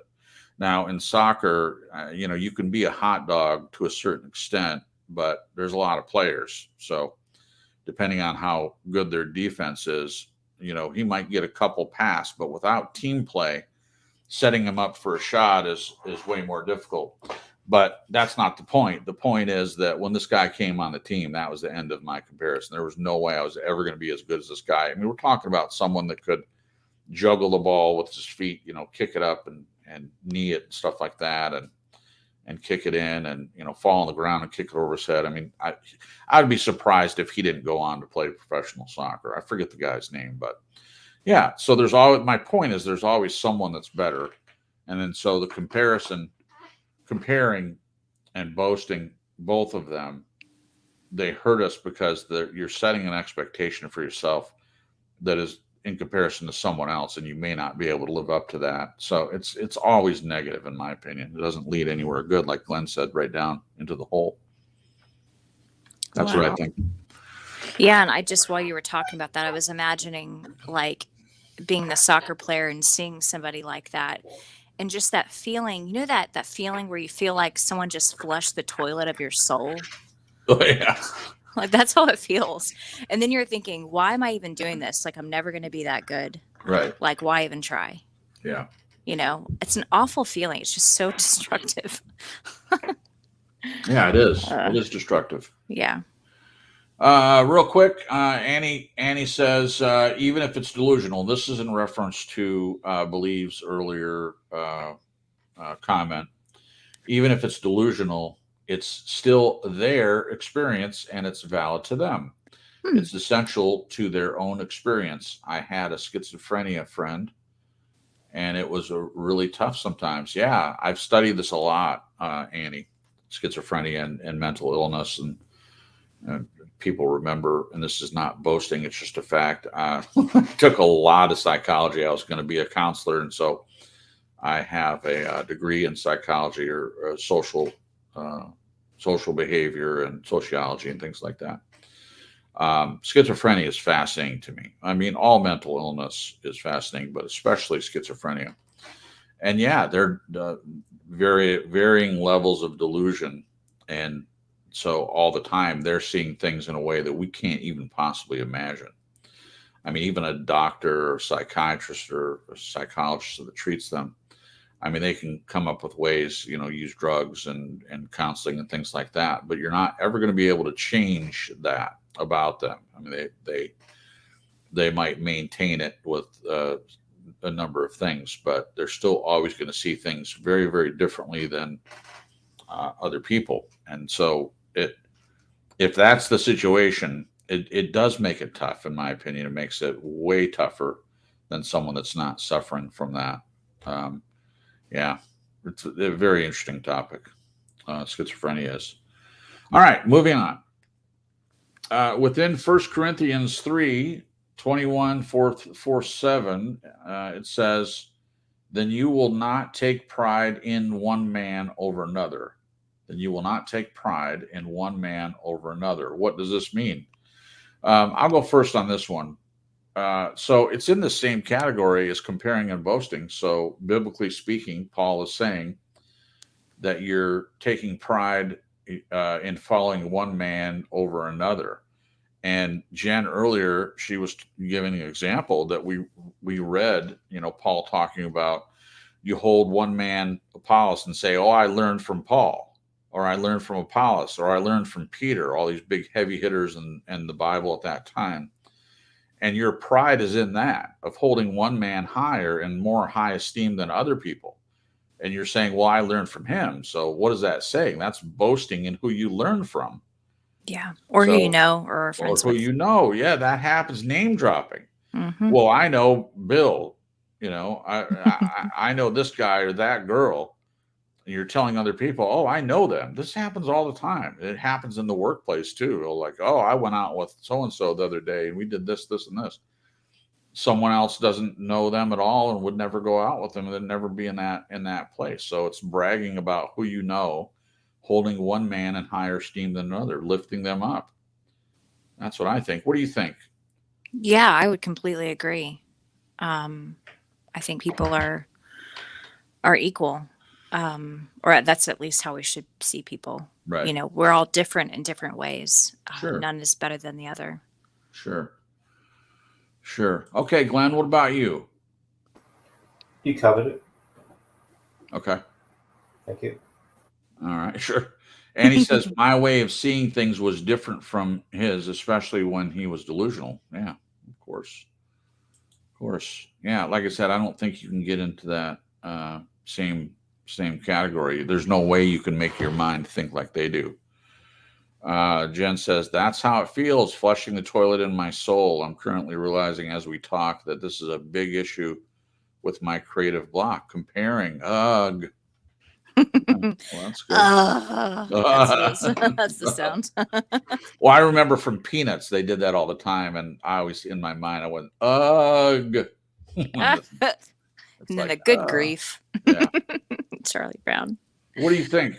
What is that? Oh, no, I already asked you. Okay. The way the normal human ego tries to fill its emptiness and deal with its discomfort is by comparing itself to other people all the time. Do you find yourself comparing yourself to others? How does that usually make you feel? I think we addressed that, didn't we, Jen? Yeah, I think we did. I'll just say real quick, it doesn't make you, well, I mean, I guess it could go either way. If you're comparing yourself to somebody else, I guess this would be on the boasting side though, like I'm better than so-and-so with this particular thing. You know, it's still not good, but you're making yourself feel better. But the opposite direction, when you're comparing yourself with something, with another person that has something that you don't, or, yeah, it doesn't feel good. And the toilet flushing in your soul. There you go. Right. It's not good. Yeah, I would agree. We won't spend as much time on this one, but I would agree. When you're comparing yourself to others, it usually is not a good feeling for the reasons I mentioned earlier. Yeah. It doesn't lead anywhere good. Glenn, do you want to say anything about this? Yeah, I would think if I went and found 100 people in the street and wanted to compare myself with them, I would find each one of them had something they did way better than I would be able to do it. Right. I think the real question is it going to prevent me from being happy? Oh. Whoa. Wow. I think it does for a lot of people. Yeah. Yeah, I would agree. Thank you for that, Glenn. I'll have to chew on that one for a while. Jen, Nez Lover says, Starling, please remember that God made you very special and very beautiful with your own set of gifts and talents. Yeah. And that's true for, I think he made true for everyone. Everybody. Yeah. Yeah. I want Jen to hear that, obviously, but I want everyone to hear that. It's true for everyone. We all have different gifts and talents. Okay. I think we all answered that one. There have been times I found myself comparing myself to someone else, and right on the tail end of that thought made me feel horrible about myself. Were thoughts like, well, I have fill in the blank and they don't, in an attempt to reinflate my deflated ego that I just demolished by comparing. That's that vacillating. Ugh. Yeah, the vacillating. In the book Mere Christianity, C.S. Lewis points out that pride is by nature competitive. The quote, pride gets no pleasure out of having something, only out of having more of it than the next person. We say that people are proud of being rich, clever, or good looking, but they're not. They're proud of being richer or cleverer or better looking than others. If everyone else became equally rich or clever or good looking, there would be nothing to be proud about. Do you guys agree with that quote? Yeah. So I've heard this, and it's the idea of if everyone was made perfect. Now it's presented as kind of a socialist or in some ways even a communist ideal, politically speaking, of everyone being the same. But of course, in that system, not everyone's the same because still the people at the top have everything while everyone else is just in the middle. But people argue this point. And socialism, that's basically what socialism is. It's everyone just being kind of okay. Everyone being on the same level. But still, I don't think that system works because there's still always going to be someone at the top. But people know now, it's public knowledge that 1% of America's wealth at least belongs to, or not 1%, most of the wealth belongs to 1 or 2% of the population of America. And people say, well, that's not fair. They should spread the wealth around a little bit. But in relation to the write-up and that quote that we just read, if everyone was on the same playing field, everyone was as good looking as another, rich or clever or any of those things, what would people have to be proud about? I would say nothing. It would be a level playing field. So certainly if you're getting your sense of well-being from external things, if there was nothing to compare yourself to, I don't think there'd be anything to be prideful about or be proud about in that way. Yeah. Now, fortunately, that's not the way it is. We all do have things that we can be proud about in a good way. It's just when pride's negative, pride goes too far. Because we've talked about this a little bit before. Pride, being proud of your accomplishments, there's nothing wrong with being proud of your accomplishments. It's when it comes to the boasting, in my opinion, when it comes to boasting, when it comes to being overly prideful, when you're counting on your accomplishments as the reason why you're a good person or the reason what you consider to be more important. Is it how good looking, how rich, how many cars you have, or what kind of cars you have? Is it based on external things, or is it based on you being a kind and loving and generous person? I think a person can be proud about being kind and generous, and you don't have to boast about it. You don't have to tell people how good you are. Mm-mm. You can just be proud that, hey, I used to be boastful and arrogant, and now I'm not anymore, and I'm better than I was. You can be proud of that. That's okay. What do you think, Jen? Yeah, I would completely agree with what you said. I agree with the quote. I've seen people like this where, when you have somebody that is very boastful and they have pride in their accomplishments, the bad kind, the inflated part, and they seem to always be one-upping themselves. Yeah. Like, look at this other car I have and this bigger house and these more clients and my new wife. And Yeah. it's just like, because in a sense, it's almost directed outwardly for people to think better of them. But I think it's them trying to fill that void. It's just empty, that empty hole that they keep trying to fill with these things. Yeah. Accomplishments and stuff. Yeah. The things never fill the hole. Yeah. That's why you have people in Hollywood that they make it and they become an A-list actor and they're making millions of dollars and they're being recognized when they go out to dinner. And they've done all this stuff to get to this place. And then they complain that people come up to them while they're eating dinner. They complain about it. They're rich because for whatever reason, people come and watch their movies or come to buy their albums or whatever it is. And then they complain about it. And,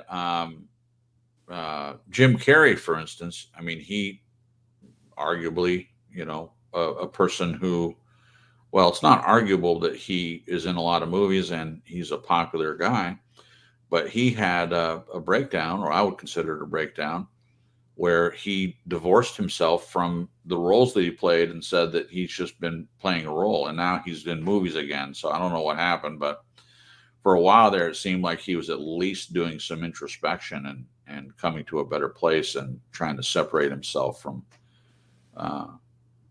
some of the ego stuff. And it seemed like a good thing in some ways, but I'm not sure. All right, Glenn. After that quote that I just read, do you have any comments? Do you agree with the quote that I read? Yeah, well, I agree with your answer, or just certainly in terms of the externalization of it. Right. From an internalization point, I think that you can be proud of yourself for the way that you act, your value system, your morals, and all of those other things, that the way you treat others. Right. That doesn't necessarily mean you're prideful. It just means you're proud of yourself as an individual. Right. So Yeah. yeah, and really, I concur with your answer, though. Yeah. Oh, thank you, Glenn. Thank you. Yeah. So Coco. I want to make I want to try to draw a distinction between the pride that the Bible talks about and being proud of Okay. of the way that you are. Even as a believer, we give glory to God, but we have to follow through with all the things. I mean, He gives us the power to do that, but I don't think there's anything wrong with being proud that you're giving everything over to walking a certain way. Yeah. I mean, you give Him the credit, of course, but you have to respond. There's a part of you that has to be given over to doing that, especially when you're given free will. And so again, and anybody can disagree, but I think there's a difference between the kind of pride that Satan has and the kind of being proud of yourself because God made you in a beautiful way, like that comment was toward you, Jen. Yeah.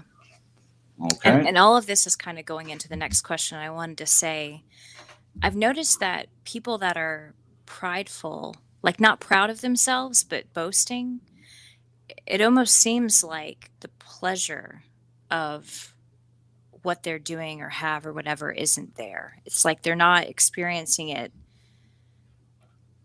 Does that make sense? It doesn't feel good to them. Is that what you mean? Like, gosh, how can I explain this? So pride gets no pleasure out of having something.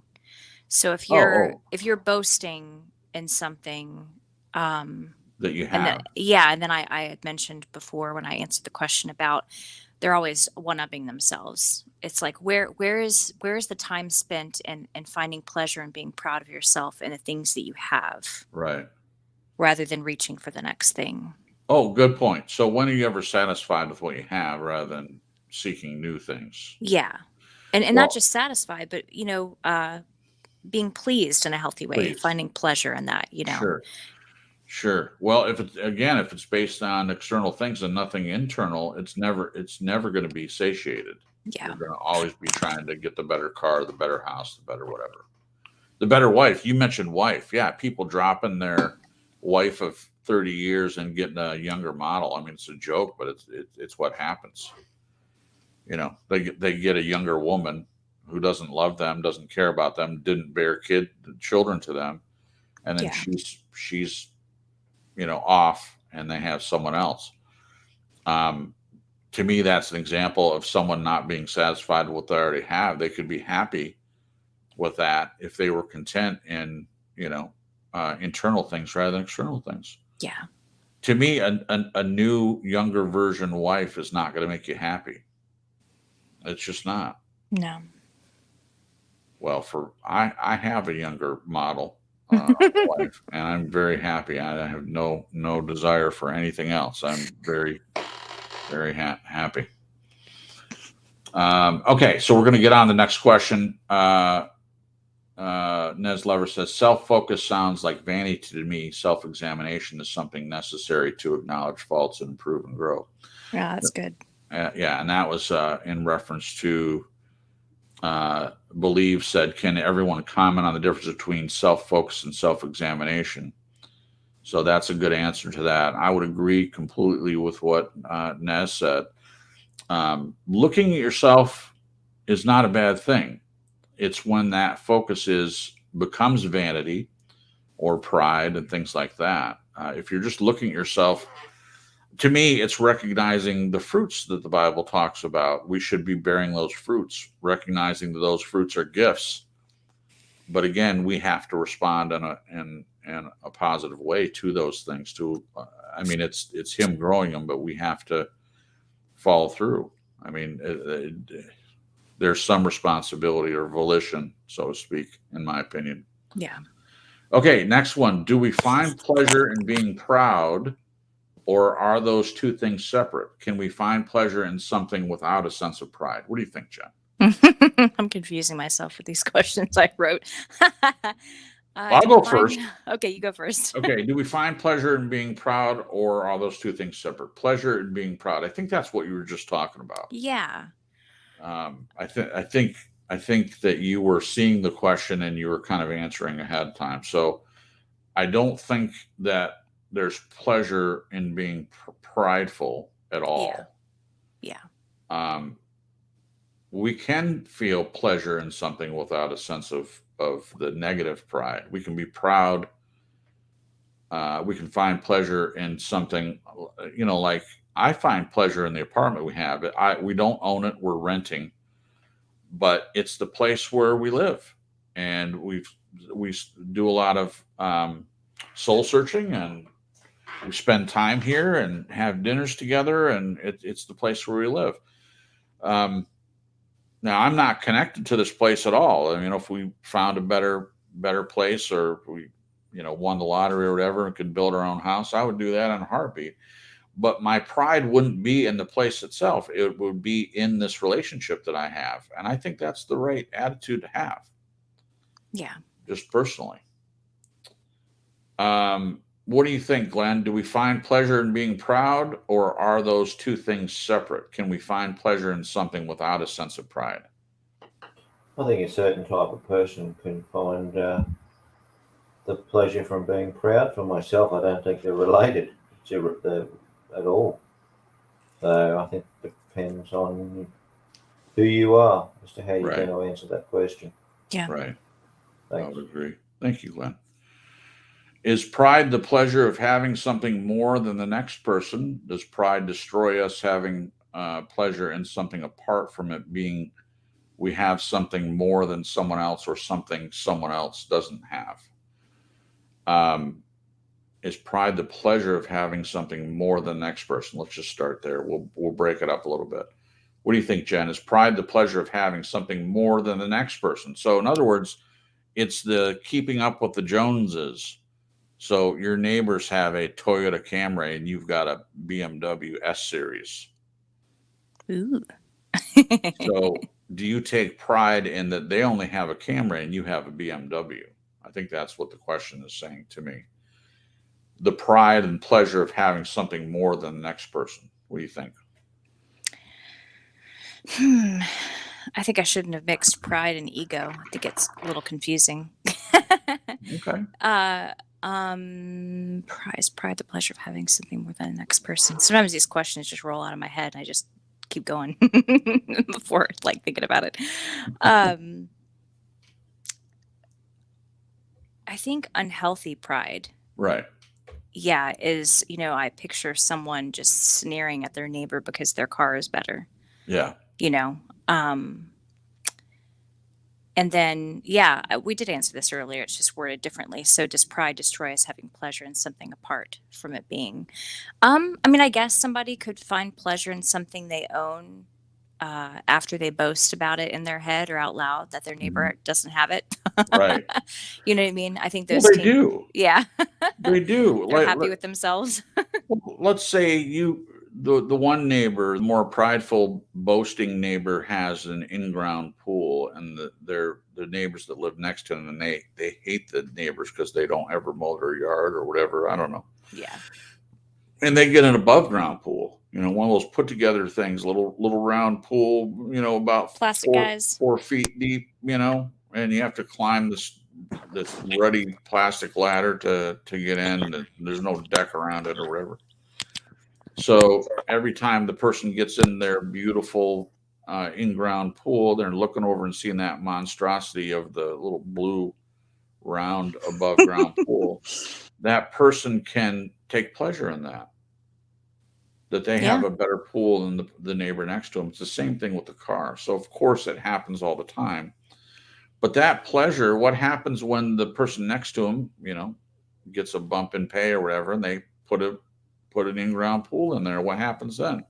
Well, then the other neighbor has to get a cage around it and put in a slide because they don't have a slide. So then they're having pride in that. Well, I've got a slide and they don't have a slide. I mean, it can go on and on and on, and for some people it does, because again, it's if they're getting external validation, then that's what happens, in my opinion. Yeah. All right, Glenn, what about you? Is Let's pride? get this in. Sorry, you don't have to read it. I'd say let's get this into perspective. You can go to the third world and you can see thousands of people within your eye shot that have got less than you do. Does it make you feel proud? No. In fact, it makes you feel pretty depressed because they haven't got food, they haven't got a roof, they have nothing. Right. Yeah. So there's no pride in any of that, let me tell you. No. It's a very dampening experience. Can you imagine somebody going to a place like that and being boastful and prideful that they have more than all these other people? I don't think a person who was like that would ever put themselves in a position to see it. Great point. Wow. Great point. You have to get down and dirty, and I think if you're prepared to do that, you come with a certain attitude. Yeah. That's a really good point. It's a great point. Thank you for that, Glenn. Yeah. So again, as I've mentioned before, Glenn is well-traveled, and so he's seen a lot of these other places. And I've seen them on the news and documentaries and stuff, how some people live. I mean, there's this I forget where it is, but there's people that live in a trash dump. They build houses out of refuse that they find. And when these people are interviewed, they're all smiles. And in my Western mentality, I look at that and I can't understand how in the world they could be smiling. You know, some of them have no teeth, but they're smiling. They're happy with their trash heap hut that they built. And I think it's a Western attitude. A lot of this stuff is a Western attitude. Does narcissism exist in the trash dump? Probably not. I mean, I don't know. You'd be quite surprised in these ghettos and stuff. There's still a system of I've got more than you. Don't think it doesn't have its own hierarchy like the West. Okay.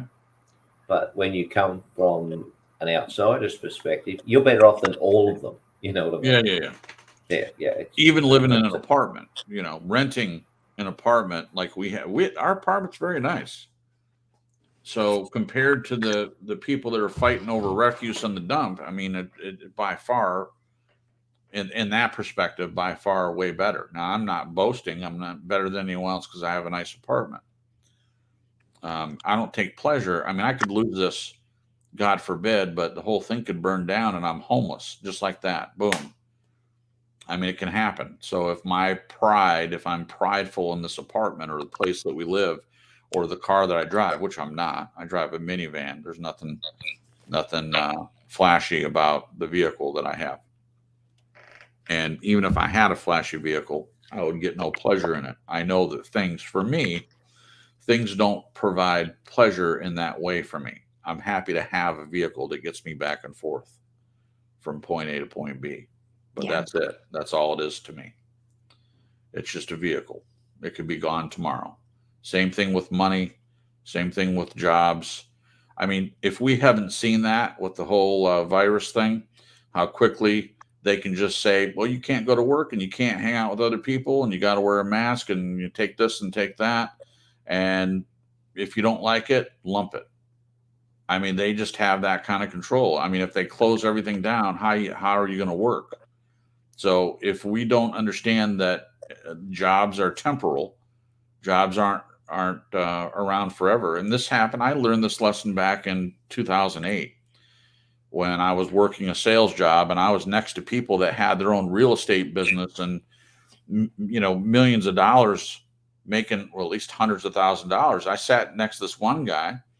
He was a really good guy. I didn't see him as real boastful or anything. We were just talking. I mean, he was my neighbor. So we worked together for a long time. So in between calls, we would just have these conversations, and he was telling me that he had run his own real estate business, and he had a couple different offices and making about 200K a year, and now he's in next to me in the same job, working the phone, selling direct TV. I mean, because that in 2008, the bubble burst with the real estate market, so the very thing that he was making money from wasn't around anymore. So the point is, if you're getting external validation in things, it could all be gone. I mean, even if you were a millionaire, I mean, we hear about these millionaires that lost everything. You know, they lost investments, you know, back with the stock market crash, and people killing themselves because they lost everything in 1 hour. It seemed like an hour. It was longer than that, but people throwing themselves out of windows. This is not conspiracy. This really happened because their sense of well-being is in external things. It's not in who they are as a person. It's not in internal things. It's not good. Okay. How can having an inflated or deflated ego hurt us or those around us, Jen? I think the biggest thing is waste of time and energy, and not being focused on relationships, connecting with other people. Oh yeah. Or even God, if you're a believer. It's very time consuming being stuck in either of those places. Right.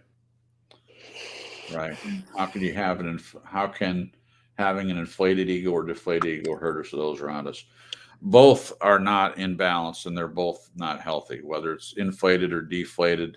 I like what you said, Jen. I'm going to piggyback off your answer because it's really to me, it's the only right answer. Again, with everything else, I think there should be a balance. I like Glenn's analogy of going a little bit off the middle and on each side. To me, that's reasonable, you know, to not be affected that much. If you don't go too far from the middle, then you know you're not in danger of going off the deep end, so to speak.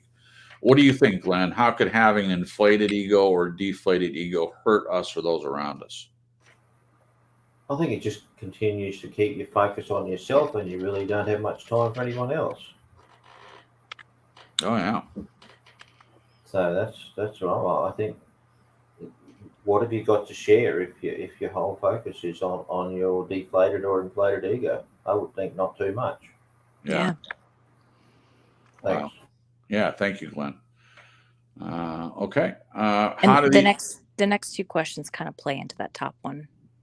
Okay, sure. Yeah. So the next one, how do these two things keep us so occupied with ourselves? Jen? I think we answered that part. Okay. So the next part, how does that take away from living life or loving others? I think it's answered in the question. Yeah, it does take away. Well, Glenn mentioned it just now too. So if you're so self-focused, how are you thinking about anyone else or being concerned about how anyone else is doing? Yeah. If you're so ultimately self-focused. Yeah. And I've got a great example. Sorry. Okay. Go ahead, Glenn. Sorry. I was going to say it reduces your availability. Ooh, I like that. I like that word.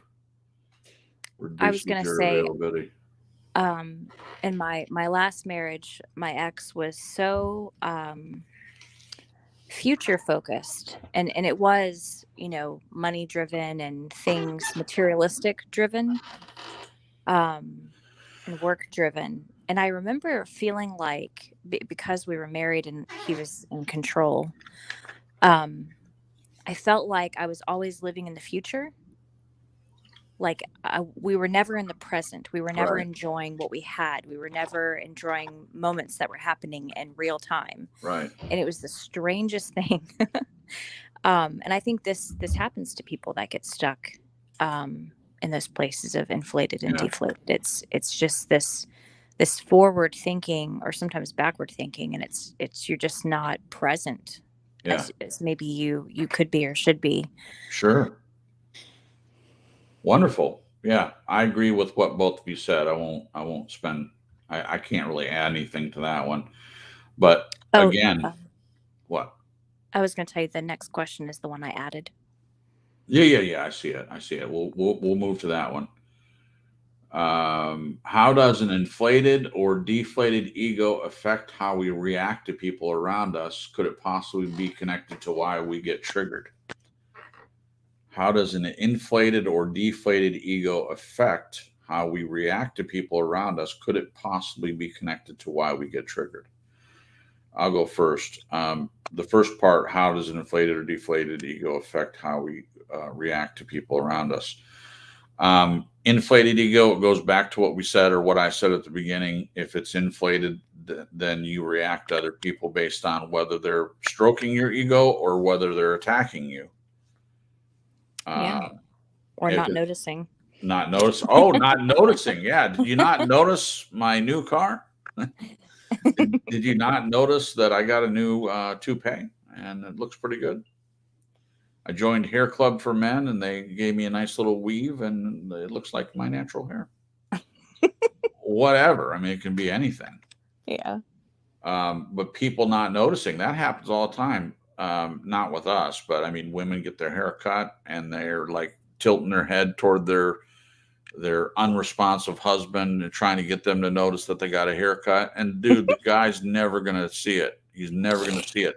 Not all guys. I know it's an extreme exaggeration, but there are people out there that because they're so self-focused, they're not going to see that you got a haircut. Yep.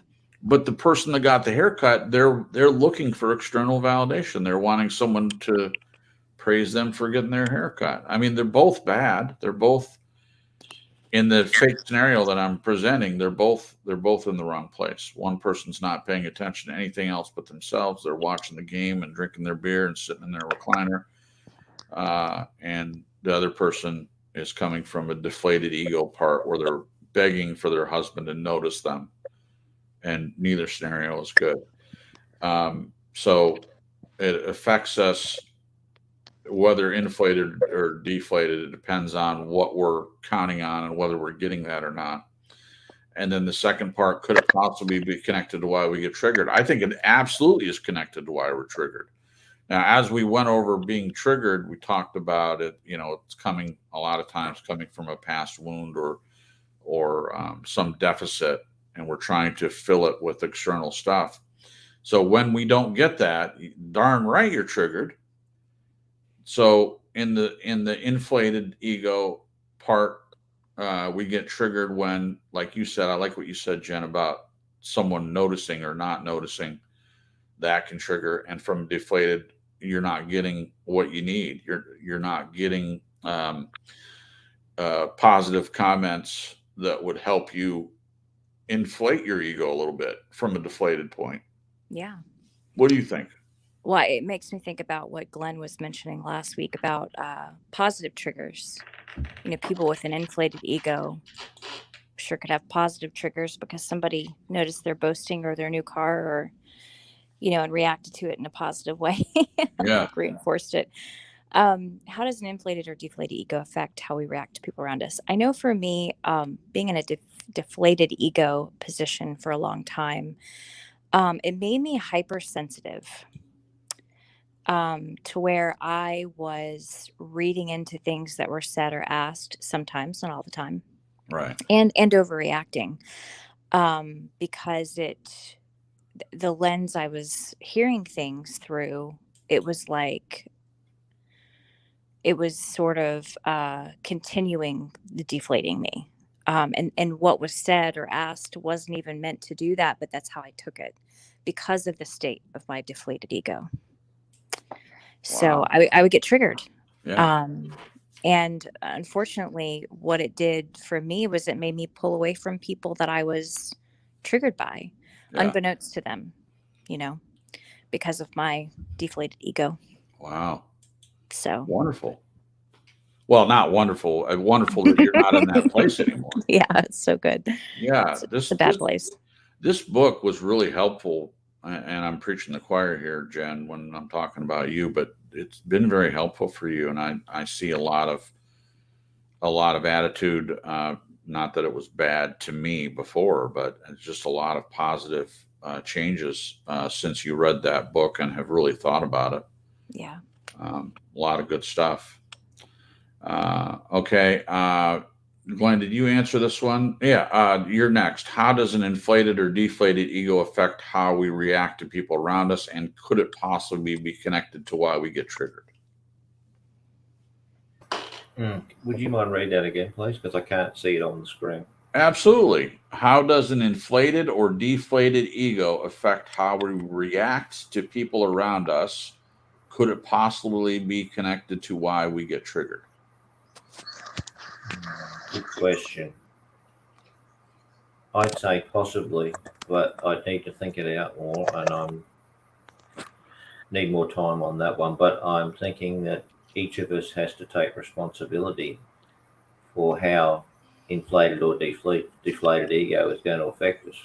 Yeah. Ultimately, I believe you're absolutely right. And this is what I've said before, regardless of your childhood or how you were raised or what you didn't get or what you did get growing up, when you become an adult, and I'm not saying I know exactly what age that is, whenever you reach a general idea of maturity, regardless of what happened to you, you're responsible for your life. You have to decide how you want to live and how you want to treat other people.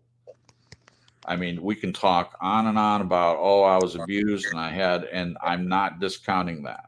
I mean, there are people that had horrible childhoods, but I have met people on both sides that went through similar things as a child. One of them does the same thing to their kids, and the other one is a great dad. Same kind of childhood. So what's different between the two people? They had very similar childhoods, very similar abuse, and one of them is kind to their kids, and the other one treats them like he was treated, or she, whatever. Well, to me, the difference is they made a decision. I'm not ever going to do that to anyone else. They made a decision to break the chains that were on them. They decided that they're not going to perpetuate the same treatment.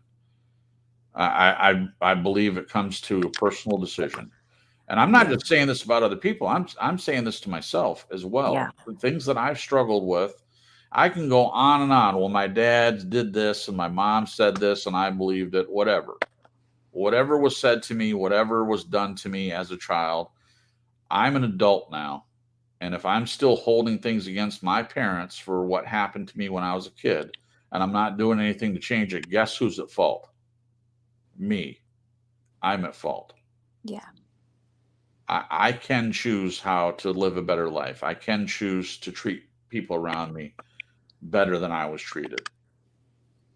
I think that's up to all of us. That's a very profound statement, Glenn. I appreciate that. Okay, we're almost at the end, guys. What is the opposite of pride or ego? And Jen says, I believe it's gratefulness. What do you guys think? I know for me, when I have caught my ego inflated or deflated, both result in me being hyper-focused on myself.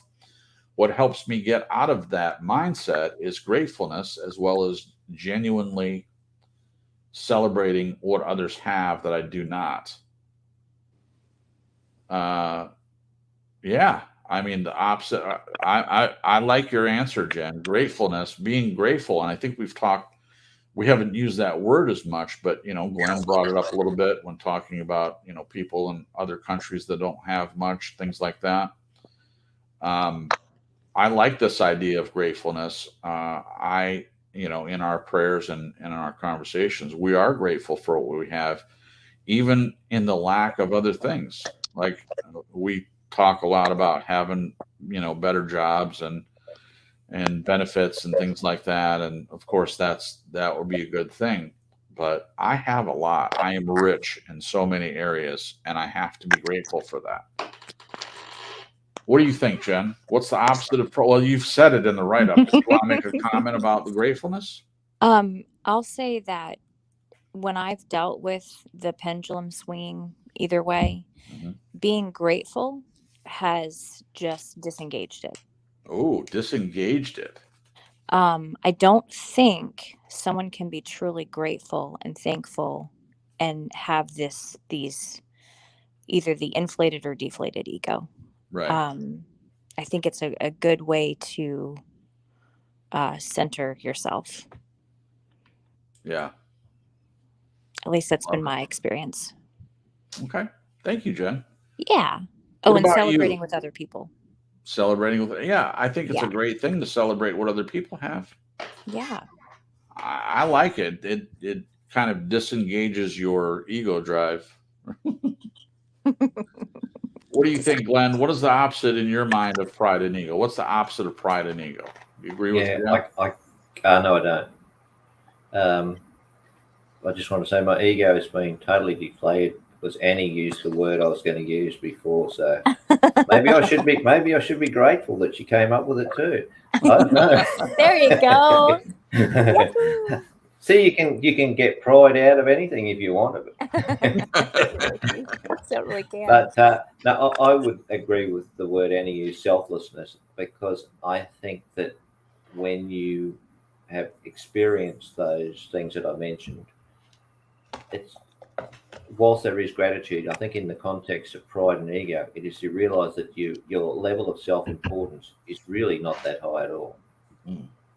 So that's where I'm coming from. Cool. Thanks. Okay. And Glenn, how do you think a person would hold that position and it not go in the opposite direction with feeling less than in the sense of deflated? Could you just give me an example, please? Let's see. I don't know, Jason, can you get a crack at it? No. Okay, please just say what you said again, so I'll do my best. So you're saying, crap, I can't remember how you worded it. You were saying something, Jen. You were saying something about how do you keep it from going to the deflated end? But I wasn't. Yeah. So Glenn, I forget the word that you used. Selflessness. Yes, correct. And there was another word that you used. I couldn't remember what it was. But how would you think someone would keep it from going into the direction of like a deflated ego, going from selflessness? Well, never mind. Crap that. Never mind. We can go on. Okay. I'll have to like listen back and try to see if I can capture the thought again. Okay. Well, go ahead. Did you want to say something, Glenn? No, I said it. That's okay. Okay, it's okay. I just couldn't visualize going to a deflated ego. From I don't know that. I think you would just feel a sense of humility There you go. That's it. Gratitude and all of that. You would feel gratitude that you really have what you have. Yes. But more than that, I think it makes you feel very, very small. Right. Yeah. It's a mind-numbing experience. Yeah. Hold on. Thanks. So Alex said my new book on the subject of me is out in stores right now. That's hilarious. Love it. My new book. Okay, continuing. For me, this is Jen. For me, it's knowing everything we have is a gift from God. If God has chosen to gift someone else with talent, good looks, their dream job, or financial freedom, I celebrate that. And I found within that mind frame, pride/ego has no room to move. I love that. I think that's a really great place to be. For us believers, Christ is the only true balance of the ego. When we fill ourselves with his love, his spirit, his heart, there's no need to try to fill ourselves with comparing and boasting to try to make us feel better about ourselves. We know who we are. Sorry, I had something caught in my throat. Hold on 1 second. Goodness gracious. We know who we are in Christ. We know he has created us in his image, that we were fearfully and wonderfully made. And because of that, there's no need to compare, but every reason to celebrate how he specifically and uniquely created us and those around us. And I was going to say, in the sense of talking about filling ourselves with his spirit and his love and his heart, I think humility is one of the biggest, just being humble, like Glenn was saying. Being humble is a big deal. Yeah, well, I would agree. Being humble is a big deal. Yes. I love it. Well, that's it, guys. So we got through the whole thing. Woo! say hello to OUDC. We're about to finish up, but we're glad that you're here. Haven't seen you in a while. How's everything your way? Hope you're doing okay. Wow. All right. We got through it. We even did a little sidestep to validation. We I was like, back on track, guys. Back on track. You're Yeah, and interrupting I my got flow. dropped My in it. ego is deflated. Yeah, you stepped in it, didn't you, Glenn? Like you got Yeah. challenged to do a whole broadcast on validation. I cannot wait to see your perspective. I'll handle it. I know you will. In that statement, did you feel I was trying to deflate your ego? Nope, absolutely not. I love how all the topics of our shows become these like inside jokes. Oh my gosh, that's Absolutely not. no. I am fully aware of how capable of a writer you are, and I do not doubt that there will be something in it for everyone. How about that? Well, one thing I would like to add here is that if the point got driven home at the end of the write-up was that regardless of whether you believe in a creator, a God, or whatever, or you don't, there's so many things that we can be on the same planet. Yeah. There's so much commonality here, and yet people seem to want to always look, or a lot of people tend to want to look for what's not in common rather than what is. So I'll just leave that one on the table. Right, right. I mean, in negotiations, it's better to find common ground than just talk about where we don't agree. You find a common ground, find a few things that you can agree on, and that will get you closer to working out the things you disagree on. Exactly, and there's no conflict here in terms of someone believes and somebody doesn't at all. Not if coexistence is really quite easy if you let it be. Well, I think the three of us have shown that because we're very different in what we believe spiritually, but we've been at this for 3 years. I mean, we took some time off, but we've been at this for a long time, and we're able to have a relationship knowing we disagree on what for a lot of people is a major thing, and it hasn't caused any problems. But I say that in comparison to what goes on in the world when people that should be in the same camp disagree to the point of blows, verbal, at least online, about disagreeing with these little piddly things that don't matter. Now, on the things that matter, yeah, there are some things out there that do matter. But even in those things, if you call yourself a Christian, you should at least have the things that Christ said and treat each other the way Christ said we should treat each other.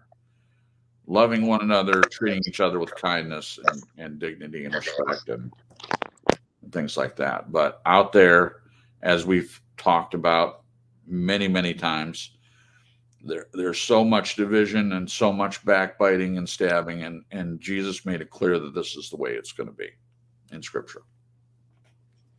Doesn't mean that's the way it should be. So my point is that even with different beliefs, we have continued on and found many areas in which we have commonalities and things we agree on.